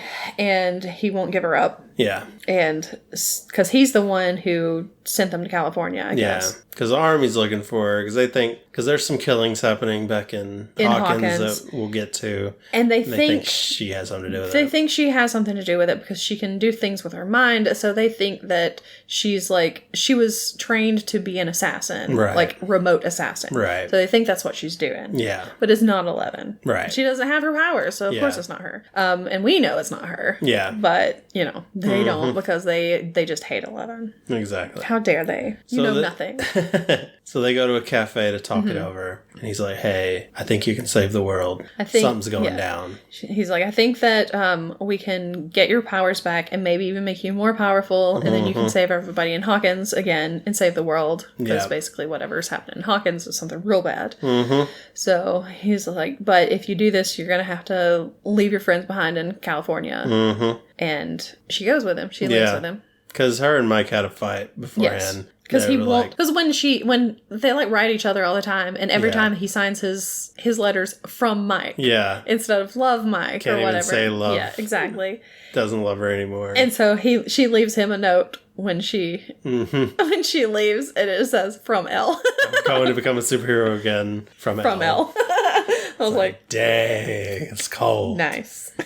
So she's gone. She's going to go do that. They just take her to a facility that's out in the middle of the desert. There's this bunker. Yeah. So that's where she's going to be for the rest of the time. Right. Meanwhile, Will, Mike, and Jonathan are there by themselves, and the people who took Elle and took her to Polarizer. His name is Dr. Owens. I guess we should call him Dr. Owens. Sure. I'm still probably going to call him Polarizer. So the ones who took her to Dr. Owens, they show up at the house, and they're going to keep two people there to protect them. They're basically under house arrest, and they don't like it, but right. Whatever. So they decide, we could just sneak out of here. We should go. Yeah. So we're going to get Argyle to deliver some pizza. Yeah. And we're going to sneak out and he's going to take us away. They want to go to Hawkins? Is that where they want to go originally? I can't remember. Maybe. I'm not really sure. Yeah, I can't remember. I can't either. But they're mainly just trying to get away at first. Yeah. And so they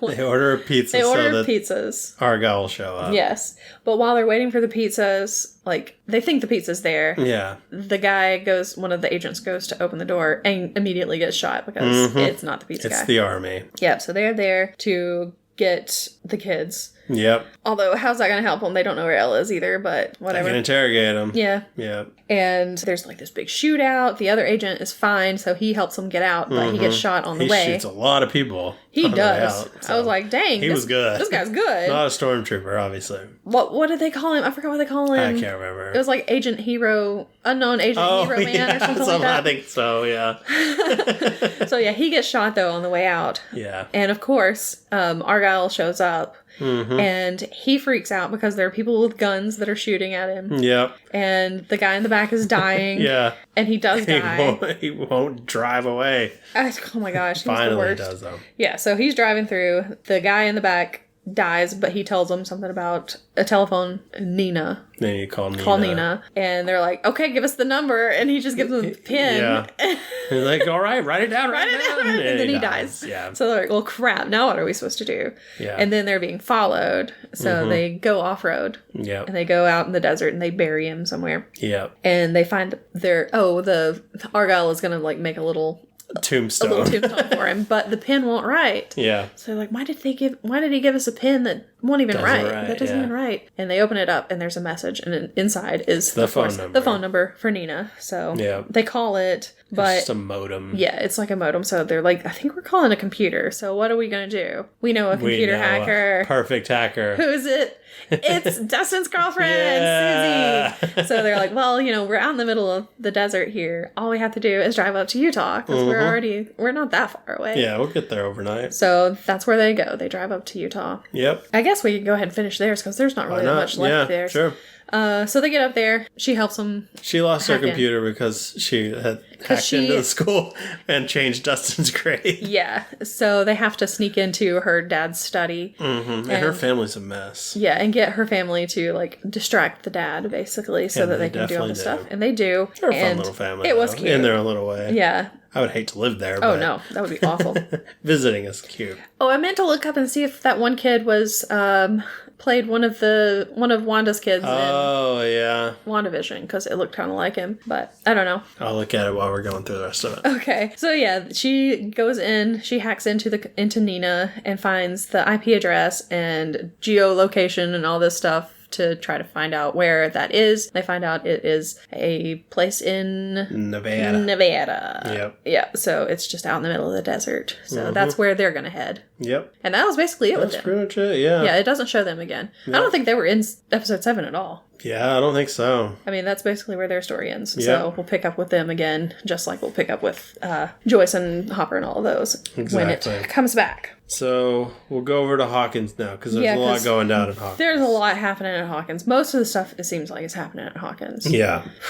Because, my goodness. My gosh. So, we've already talked about a little bit about like the championship, the D&D club, the Hellfire Club, and since they don't have Lucas playing with them, they have to get another person. Dustin tries to get Max, but she's like, no. Yeah, she's real sarcastic. She's very sarcastic. I really love her. She's such a great actress. I like her so much. She's so fun. So good in this, too. Yeah, she is. Well, she was good in that Fear Street. Yeah, that she was. Yeah, she was really good in it. I just hope she's not going to get like typecast in the same character of like snarky teen. Yeah, because she's very snarky. I guess eventually she won't be a teen, but yeah, true. Still, but she's really good in this. Yeah, she is. Especially that one scene at the graveyard. Oh yeah, yeah. That was really good. That was good for sure. Anyway, so of course she doesn't want to join, so they're running out of options. But they go to Lucas's little sister Erica, who was kind of a bigger part of season 3, because she showed up like briefly in season 2. But in season 3 she's like with the whole Robin, Steve, Dustin group. Okay. In the Russian compound. Yeah, okay. So she's in with them. So she's been brought into it before, so she kind of knows what's going on. So she's going to get brought into it again later. But they know she's kind of nerdy, so they get her to join. Yeah. And so there's like this it goes back and forth between the basketball game and the big D&D session, where the last one where they're lining up pretty well. Yeah, and they're fighting against, it was like Lord Vecna or whatever. Yeah. And he's the bad guy that they thought they had killed earlier in the game, but then he's back. And he's the big baddie that they have to fight in the last campaign, the last part of the campaign. Yep. And they get down to it, and there's like only 2 of them left. I hope this is not, now that I think about it, I'm like, I hope this is not foreshadowing. It's all foreshadowing, because that there's only 2 of them left out of the whole group that have to take him down. I'm like, no. Hope not. Okay. Yeah, that's true, because everything else is lining up very well. There's a lot that's lining up. By the way, it's not one of the kids from WandaVision. Aw, darn. Sorry. Okay, it's fine. One of the kids, though, I found out recently, was in The Haunting of Hill House. Yes, he was. Because he was the young version of one of the kids. Mm-hmm. Yep. With the big glasses. Yep. He was so cute. He was. Aww. Yep. I feel like I need to watch that again. Yeah, we do. We just need to watch them all. I know. Oh, man. So, yeah, they're fighting against that guy. It comes down to, like, Dustin and Erica's characters are the last ones remaining, and they don't have a lot of hit points left, but he's almost dead, too. Mm-hmm. So they're like, we can leave, or we can go for it. Yeah. They decide to go for it. To the death. To the death. Yeah. So they go for it, and Dustin, like, rolls an 11 or something. Yeah. It's not the best, but it's not good enough.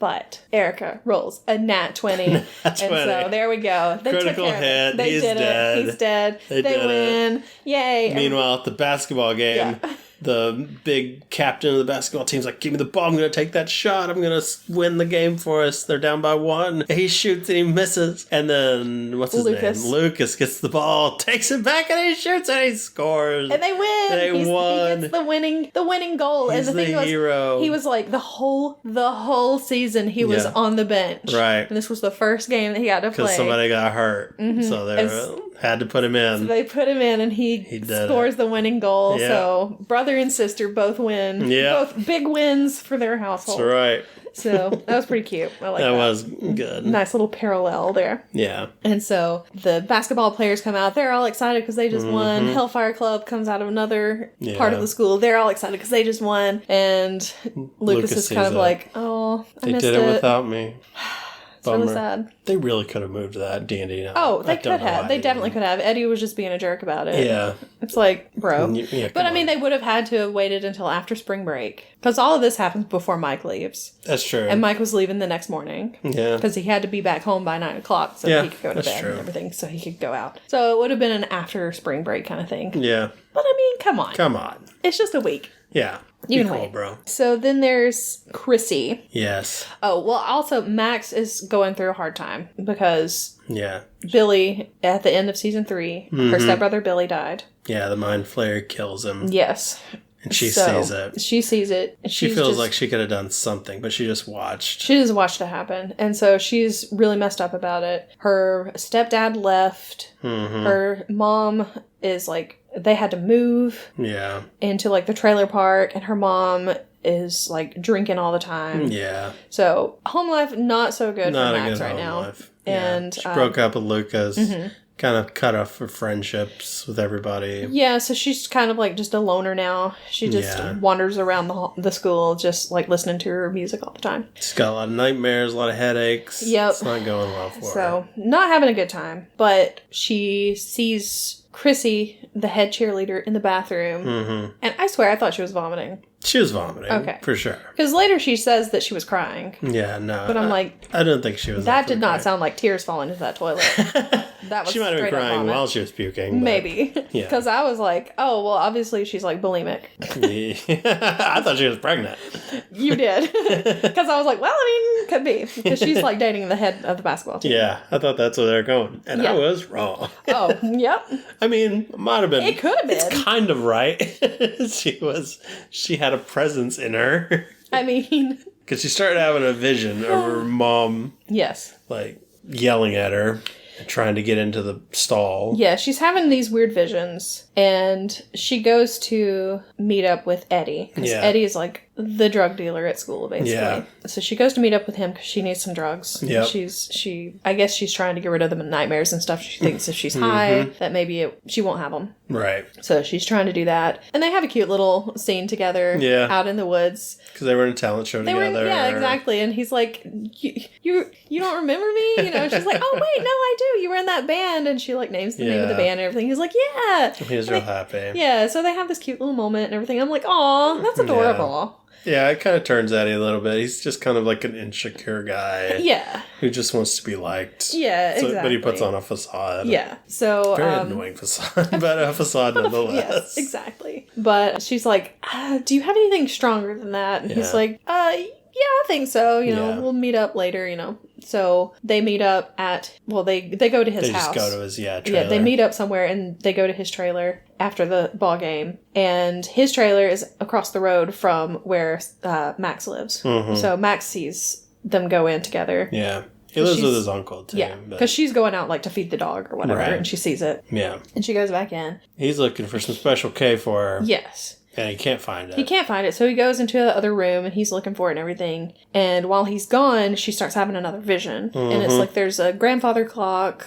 They're, like, at one point out of the grandfather clock that she saw, because she's seeing it in different places. Yeah. She sees it in the woods at one point, and there are, like, spiders and stuff, too. But she sees it there, or hears it, or whatever. Yeah. And then this creature, this guy. Yeah, well, she sees her mom sewing her an outfit. Yeah, because she goes into the back looking for Eddie. Yeah. But he's not there, and she sees her her mother sewing an outfit. And then her dad's in the living room with his eyes and mouth sewn shut. Yeah, because she's screaming. And she's no longer in Eddie's house. She's Right. like walking through her own house. Yeah. And there's this guy, this creature-looking guy. He looks like a mix between the creature from the Black Lagoon and the Crypt Keeper. He looks like... Yeah, that is a very good explanation.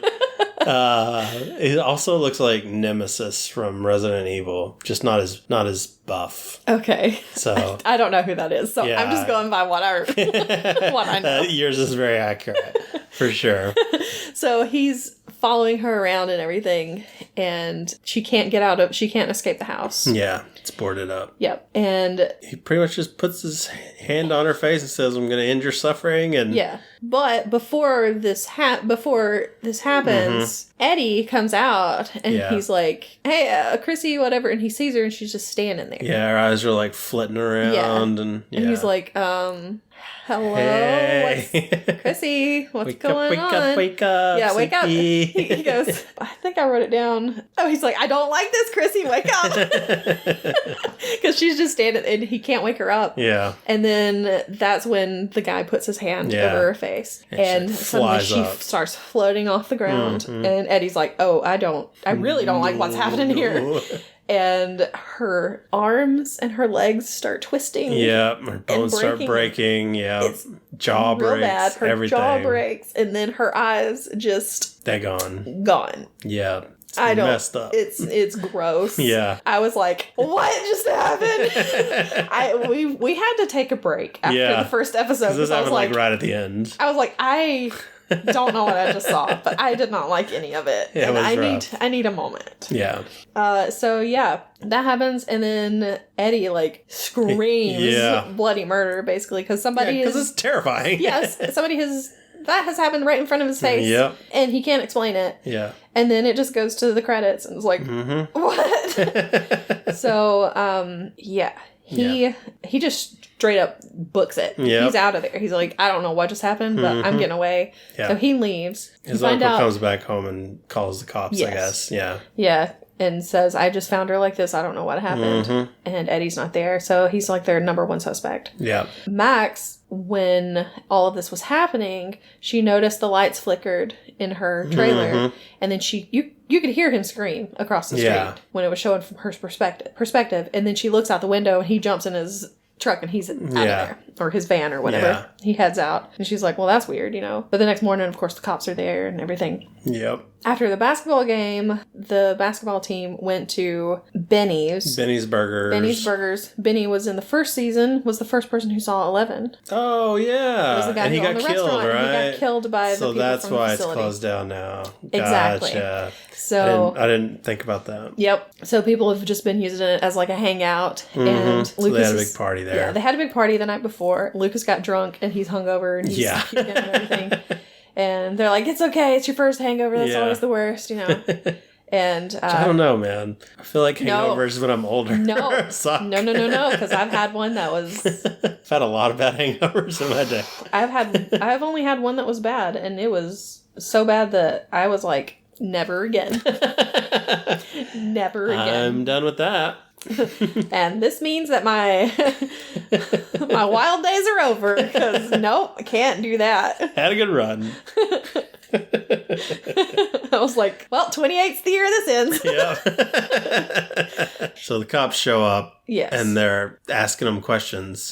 And he's like, why are you asking us about this? Then they start asking about Chrissy. Yeah. He's like, why are you asking about Chrissy? Yes, because they were watching when he came out of the bathroom with Lucas, where Lucas was. He saw that they were watching the news and they were talking about a student had been killed, but they didn't say who. Yeah. And one of the friends was like, well, I guess we know why Chrissy didn't show up. Well, why Chrissy stood you up last night. And it's like, don't joke about that, man. And it was actually Chrissy. Oh, boy. Awkward. Yeah, so they're asking him all these questions. And even asked him about Eddie. Yeah. And he's like, did Eddie kill her? Yeah, and so he's like freaking out. He's freaking out, man. He has a bad day. So his name is Jason, by the way. Oh, yeah. And Jason is going to be the one that probably, I don't know about the most annoying character this season. I mean, Angela wasn't even much of it, and she's still the most annoying character. True, but Jason's up there. He is very much up there. He's in like the top 3. But at least you can kind of understand his thing, where his girlfriend was killed, and it looks like it's this guy, so he's furious and kind of crazy, but he's also the worst person. Yes. You can understand it, especially at the beginning. Yeah. But after one point in the story, it's like, now you're just crazy. Yeah. His brain breaks a little bit. It does. And I can understand why it would break after what he sees. It still doesn't make you not the worst. Exactly. But we'll get to that. Yeah. So they're going to hunt him down. They're going to try to find him. Yeah. Because the cops apparently are just not good at doing their jobs. Right. But who is good about doing their jobs? Dustin is the good. Children. Yes. Dustin, and who else is... Lucas is not helping them. Right. Dustin and I guess Max. Yeah, Max. Yeah. And they go to Steve and Robin where they're at work. Mm-hmm. They're like, oh man, there's bad stuff happening again. Because, Max sees the body in there and sees that it's all messed up. And she's like, she's like, oh, there's something. This isn't right. Yeah. Plus, she was the one who saw the flickering lights, and she's like, okay, last time there were flickering lights, it was bad stuff. Yep. So they go to find Robin and Steve, who are working at the video store, because they've tried other people. Mike's not there, of course, so they can't talk to Mike. Mm-hmm. Lucas is doing his basketball stuff, so they can't talk to him. Yeah. Of course, William and 11. William. Why do I call him William? Little William. Little William. Prince William. William Baez. So Will and 11 and Jonathan are all somewhere else. Nancy is been too busy doing her newspaper stuff, because she's like out. She's investigating this new murder. With her editor or whatever. Yeah, Fred. Yeah. So they're off investigating and everything. Yeah, because they found out about it. Because he's like, well, I guess nobody is going to care about the championship anymore. Mm-hmm. So we better go figure out what's going on with this. Yeah. So she's off doing that. So they're like, well, who's left? Mm-hmm. Steve and Robin. Steve has a really awesome bad mustache going on. Really just wispy, just hit puberty mustache. It's like, sir, I know you did not just hit puberty. I respect him for growing that as, I guess, potentially a 30-year-old man. Like, that's brave, bro. That's brave. Oh, man. It's great. Yeah. So, he and Robin, of course, are still working at they got the job, or they were going for the jobs at the end of the season 3. So, I guess they got their jobs. They got it. So, they're working there. He's been dating around. He can't find who he wants to be with. And Robin is in love with the girl, but she's scared to come out to her because she's gay, and who knows how the town will take it. She can and also she doesn't know if that girl is gay or not. Because she's like, I don't know. And what if I come out? What if I say that I've got a crush on her? And she's like, how dare you be gay in the 80s? Yeah, turn the town on her. Yeah. Exactly. So she doesn't want to say anything, and he's like, no, I'm telling you, she is definitely a lesbian because she returned Fast Times at Ridgemont High or whatever. She paused it at 58 minutes and something. Yeah, because I guess when she returned it, that's where it was stopped at or whatever. Right. So meaning she paused it there and then returned it that way. Yeah. And she's like, and who pauses that movie at that time? People who like boobies. Yeah. Because apparently that's the part where... That's where Phoebe Cates, takes off her top. Yeah. So he's like, so obviously she likes boobies. He's like, I like boobies. You like boobies. She likes boobies. And she's just like, stop saying boobies. But so they're still hanging out all the time. They're good friends. I like them a lot. Yeah. But so the kids show up there to tell them, because it's like, well, these are the only 2 people that we have left that are here right now. So tell them what's going on. And they're like, we've got to find Eddie because he didn't do this. Yeah. And, he's out there somewhere all by himself. He doesn't know what's going on. Mm-hmm. So we've got to help him. So they figure out, they use like the video store computer to figure out where his weed dealer is, or drug dealer. So they're like, he's probably there. So they go after him, or they go to his place. And of course, Eddie's there. They find him. And so he's hiding out in the boathouse. Mm-hmm. They're like, you stay here, you stay safe, and we'll be out trying to clear your name, basically. So they're doing their own, like, investigating, I guess. Yeah. Nancy and Fred go do their interview over at the trailer park, and Fred wanders off, and he's... Well, once they arrive, he starts having a vision. Yeah, and then he wanders off. Then he wanders off, yeah. And he's the next victim. So, there we go, there's 2. They got 2 of them, which I didn't mind. Fred kind of sucked. Yeah, kind of. He was pretty annoying. But they realize that both of these people have been going to the student counselor. And Nancy also found out from Eddie's uncle the story about this guy. Victor Creel, yes. Who had similar stuff happen to him. Who murdered his family. Yeah. And they had their eyes cut out and their arms and everything were all messed broken. Up. Yeah. So she's like, this could be something. Yeah, exactly. So those are the 2 kind of things that they're the 2 leads. Yeah. So the kids they steal the keys somehow.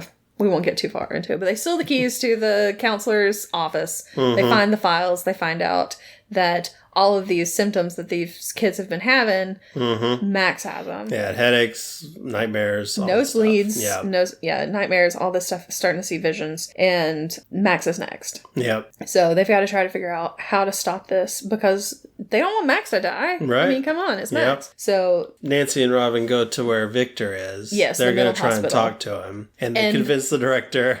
Robin gives a great speech to get him in there. It's really good. Yeah. And so they get to interview him alone. And he thought that there was like a demon possessing his house or whatever. Right. And so he tells them their story. He tells them the story. Yeah. Wife and daughter were killed. His son went into a coma. And he died later. And then, of course, they arrested him and he wanted to join them. So he ended up like cutting his own eyes out. And while he was in the house, he got pulled into it too. He started having a thing. But he was pulled out of it because of music. Like, music pulled him out. Exactly. And he doesn't say it was his favorite song. No. But apparently they think it has to be your favorite song. Yeah, I don't know where they got that from, but... So they are able to radio to the guys that they heard music, or he heard music, and that's how he got out of it, which is perfect timing. Very convenient, because Max has just been, like, lifted into the air. Yeah, she was giving a letter to Billy, or reading it to Billy at his gravesite. Yeah. So she says that she wished she could have done more to help him, and that she feels like a piece of her died with him when he died.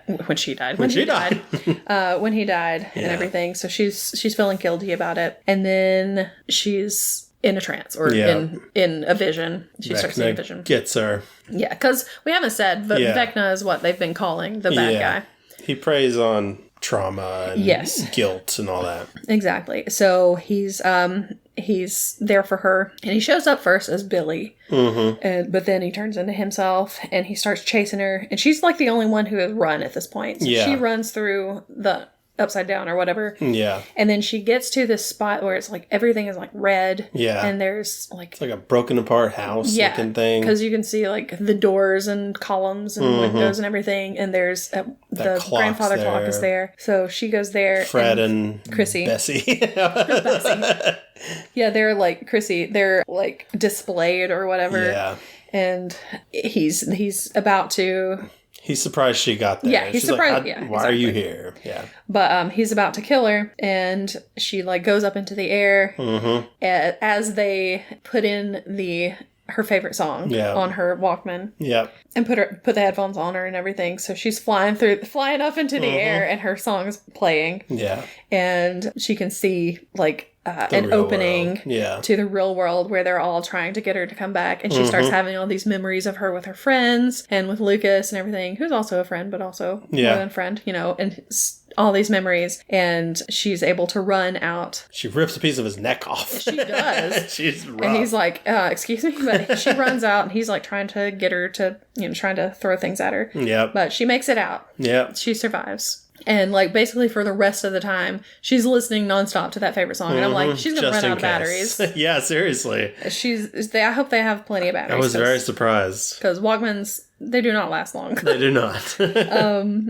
Yeah, so they save her. Yep. She's good. First one to survive, probably. Exactly. Well, besides that dude who cut his own eyes out. Yeah, exactly. So, yeah, she's fine. Oh, that guy was played by Freddy Krueger. It was. We forgot to mention that. Yeah, it was Robert Englund. That was a fun little thing. Mm-hmm. So later, she draws what she saw. Yeah. And Nancy pieces it together because I guess she saw that house in the They were looking through newsreels and stuff, yeah. So I think she saw that house in one of the newspapers and was like, I recognize that rose stained glass door. So they know that it's the Creel house. So they go there. They check it all out. They check it out. They start following the lights again. Yeah. They get up to the top. And at the same time, the basketball players have found where Eddie is. Yeah. And he's like on a boat and they're swimming. Two of them are swimming out to him. But of course, one of them is one that is also that Vecna is after. Right. And so he takes him right then and kills him. And that's what Jason, is that what his name was? Jason? Yeah. And that's what Jason sees that kind of makes him go crazy. Yeah. So now he thinks for sure that Eddie is possessed by Satan and is doing Satan's work. It's this ritualistic killing or something. So there's like this whole satanic panic going on. Yeah, he riles up the town at a town hall meeting and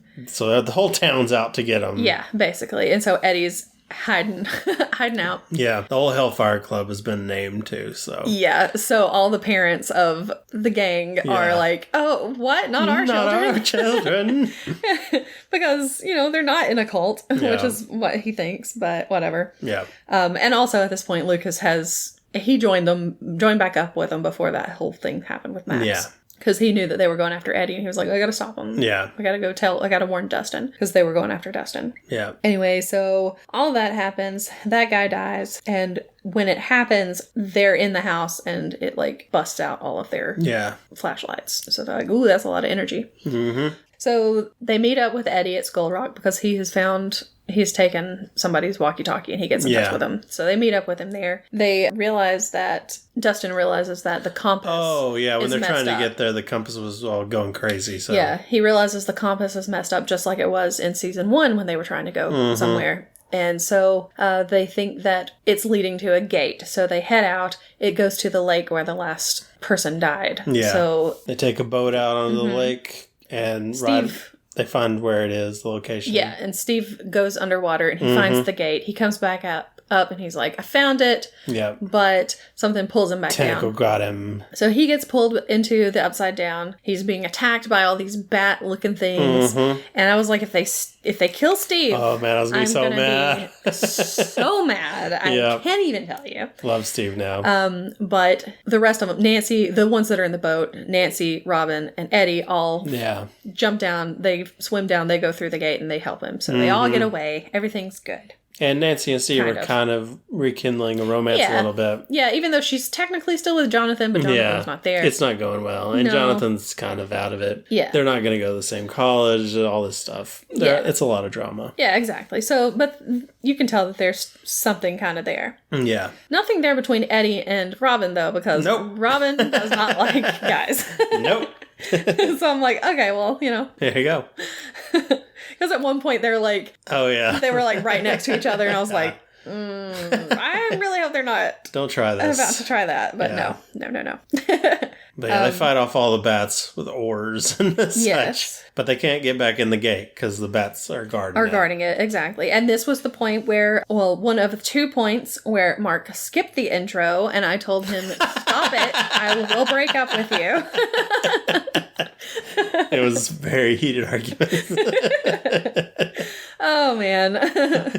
So, they're stuck on the other side. Or in the Upside Down. They head off to Nancy's house to try to find some guns because she's got guns there. They get there and there are no guns. Right. Because they realize that, this looks different than it does in the real world in 1986 because it is actually 1983 version of Hawkins. Still the past, yeah. Yes. So it's like just a version of the way that it was the way the place looked in the past, basically. So do you think he created that? I guess we'll get to it. But Vecna, you think he created that when he... See, it could be. When he ended up there, this was the world he knew at that time? It could be. Yeah. So that could be... That could have taken place in 83. Maybe. Or maybe it was Will. Maybe Will's mind created it. Because it started with the day Will went back there, as she says. So... I don't know. Maybe it kind of takes parts of... Yeah, I don't know. Your memories. Yeah, because surely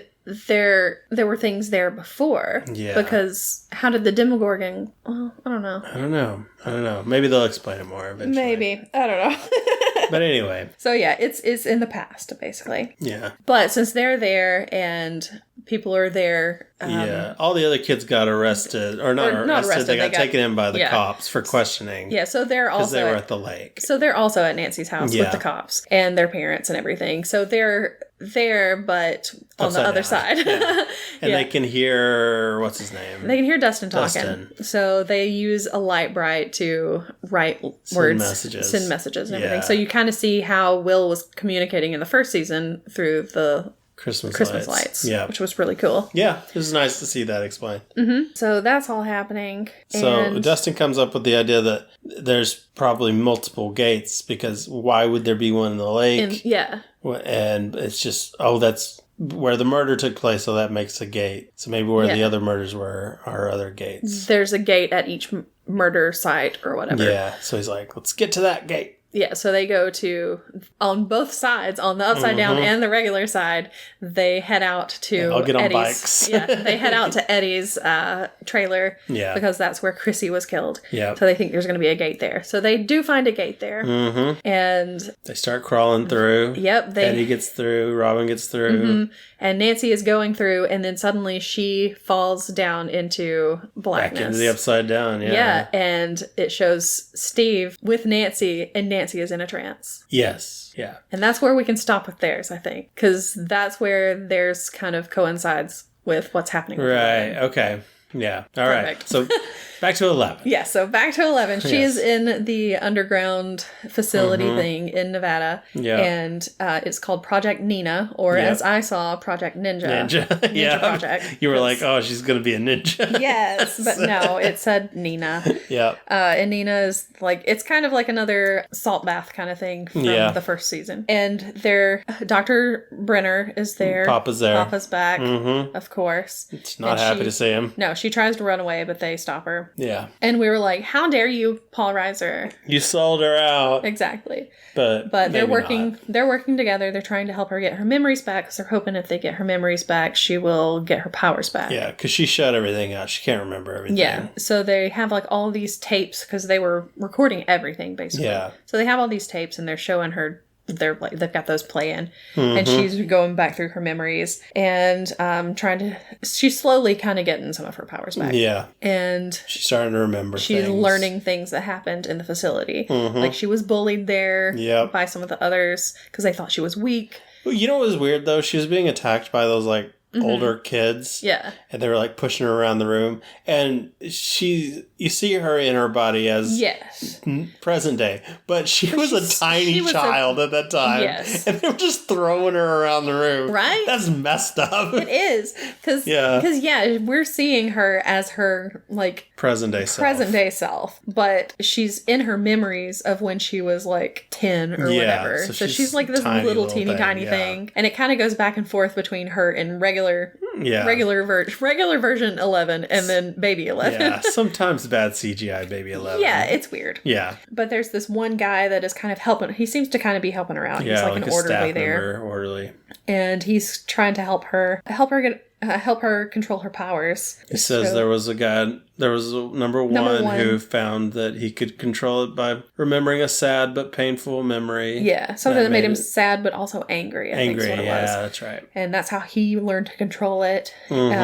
But number one's not there anymore. Right. And nobody knows anything about number one. Yeah. And so basically, her part is just going through memories. Yeah. A lot of stuff happening there, just a lot of training kind of stuff. Mm-hmm. And then after she was bullied and everything, the other kids want to kill her basically. Yeah. And or Papa's kind of allowing it. Yeah, or that's what the orderly tells her. Yeah. And so it's like, is he actually telling the truth? I don't know. And then he's like, I'll help you escape. So he gives her a key card. She somehow manages to talk her way out of the rainbow room. Yeah, and says she's sick, and then she sneaks away. She sneaks away. She uses the key card. She gets out. She goes to this place. It's like a basement where all the like machine work is. Even though it's all underground anyway, so it's all kind of a basement. I'm not sure what's going on there. Anyway, so she finds this area and he's there. Yeah. And he opens like this grate and is like, here, going out. You can I can't go with you. I can't go. I've got a tracker. Tracker in me. And shows where it is and everything. Yeah. And she's like, well, you helped me. I'll help you. Yeah.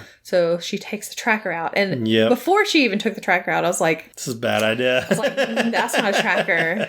Because I was like, that's not a knife. I was like, I'm pretty sure he's number one. Yeah. And that's not a tracker. They're using that to control him so that he can't use his powers because he's really powerful. Mm-hmm. Guess what? Guess who was right?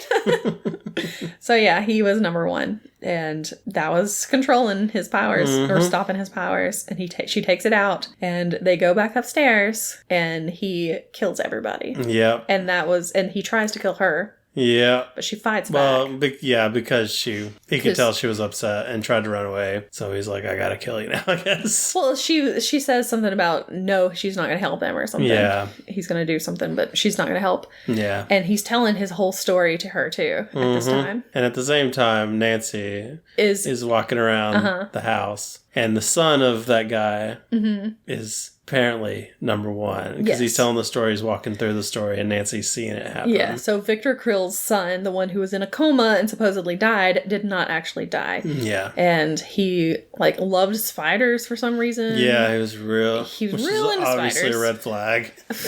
He's real into black widows. Yeah. So, okay. And he starts using his powers to, kill the animals, which explains why the animals were found around their property. And that's when the dad started thinking they were, demon-possessed house. Yep. And he kills his mother, and he kills his sister, and he tries to kill the dad, but he doesn't know his own powers. Yeah, it was too much for his power to take, so he goes into a coma instead. Mm-hmm. And when he wakes up from his coma, the doctor that they had sent him to was there because they knew there was something weird going on with him. Yeah. And his mom sent him to his doctor. And it's Dr. Brenner. His mom sent him to the doctor? I think it was the mom that sent him because the mom knew something was up with him. Number one's doctor? Yes. You mean the dead mom? Mm-hmm. She had sent him to the doctor before. Oh, okay. Yeah, because he was and the doctor that I had seen before was the guy that was there when I woke up from my coma. I gotcha. And so he, made everybody think he was dead, took him to the facility. Yeah. He was number one. He was number one. And started making clones of him, basically. Yeah,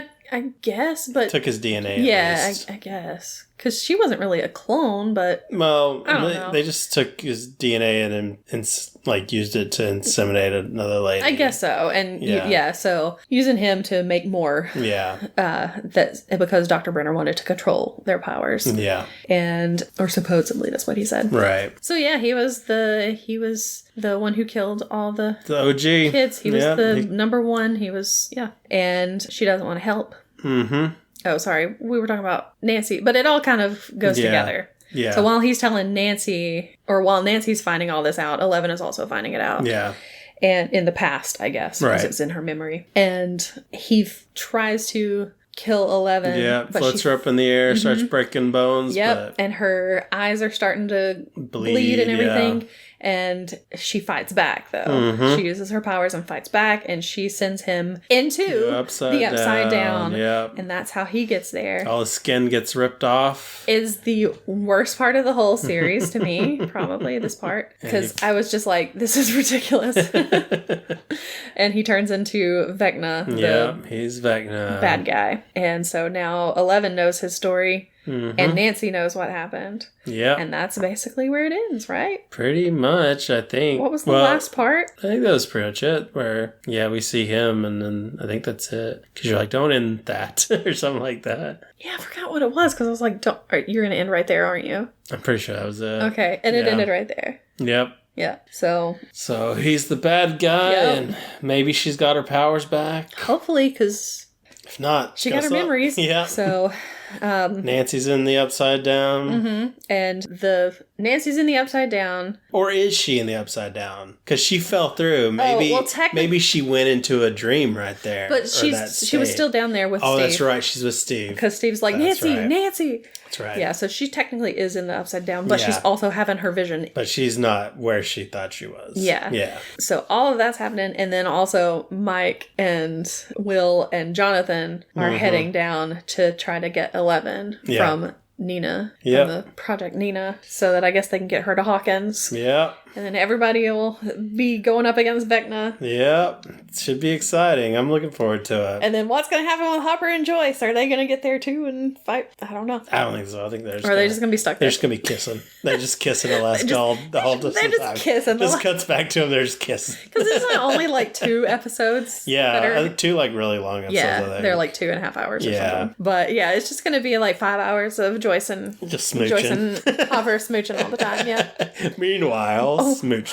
While Murray and Yuri are just like Murray and Yuri and Enzo, because they're Enzo's there. I forgot about Enzo. Yeah, they're just all gonna be watching it like, what is this, guys? Can we stop? Come on. There's some Demogorgon here.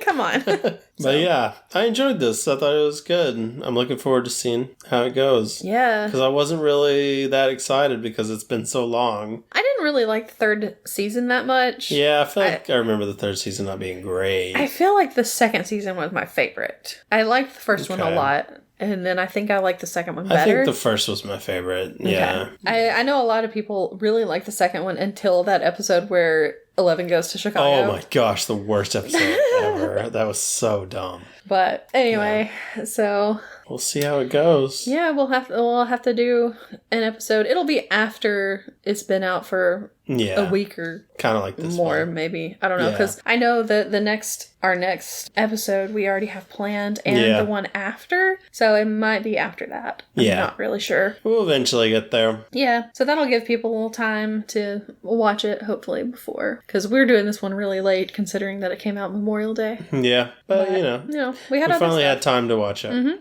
So it'll probably be the 19th of July. Okay. Because I think we have something for the ones before that. Okay.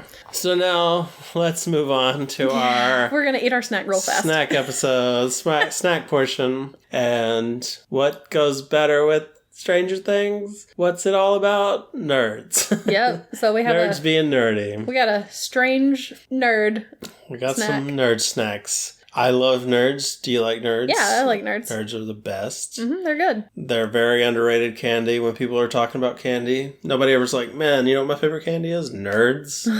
But they should. They are very good. These are Nerds Rainbow Gummy Clusters. Yeah, so they've got gummies. It's like just a gummy blob. Yeah. And then nerds stuck to it. Nerds all around it. Big old ball of nerds and gum. It's kind of like Nerds rope, but without the rope. It's I love Nerds rope gummies too. Instead. Well, there was a time in college when we had a meal plan, and it was the end of the semester, and I had so much time left, so much money left, so just got like a bunch tons of ropes. Nerds ropes. And next time I saw the dentist, I had a lot of cavities. Oh, boy. So, yes, let's see how these go. All right. I'm optimistic. So, yeah, we thought since we were doing Stranger Things, we had to have some kind of strange candy. And this is kind of strange. A little strange. Nerdy. Your face does not appear to be enjoying this situation. I don't like gummy stuff as much as you do, so. I love gummy.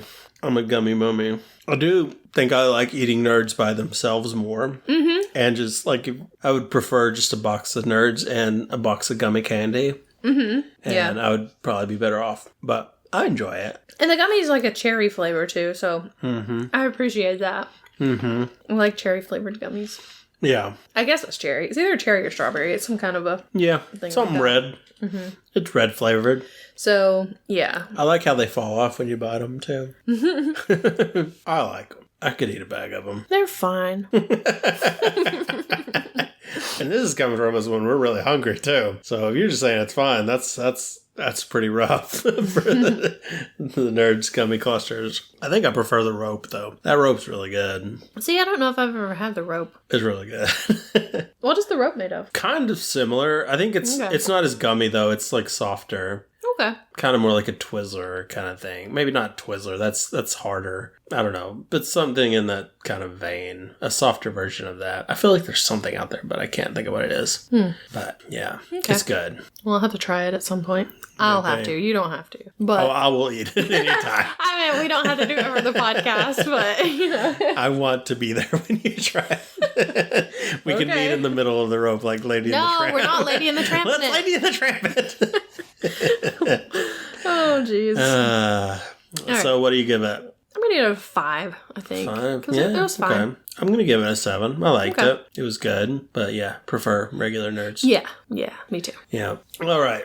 Let's end this because we've been going on a while. All right. And that's even with us leaving out a lot of stuff. We know we left out a lot. Yeah, sorry. But that's just the nature of the beast. It got to the point where it was like, no, we gotta go fast. We gotta go, guys. We gotta go. We gotta Sonic this. That's right. So, what did we leave out? What part was your favorite that we left out? Who's your favorite character? Who's your favorite character? You team Steve or team Jonathan? Is there anybody you hate? Yeah. Do you hate Mike too?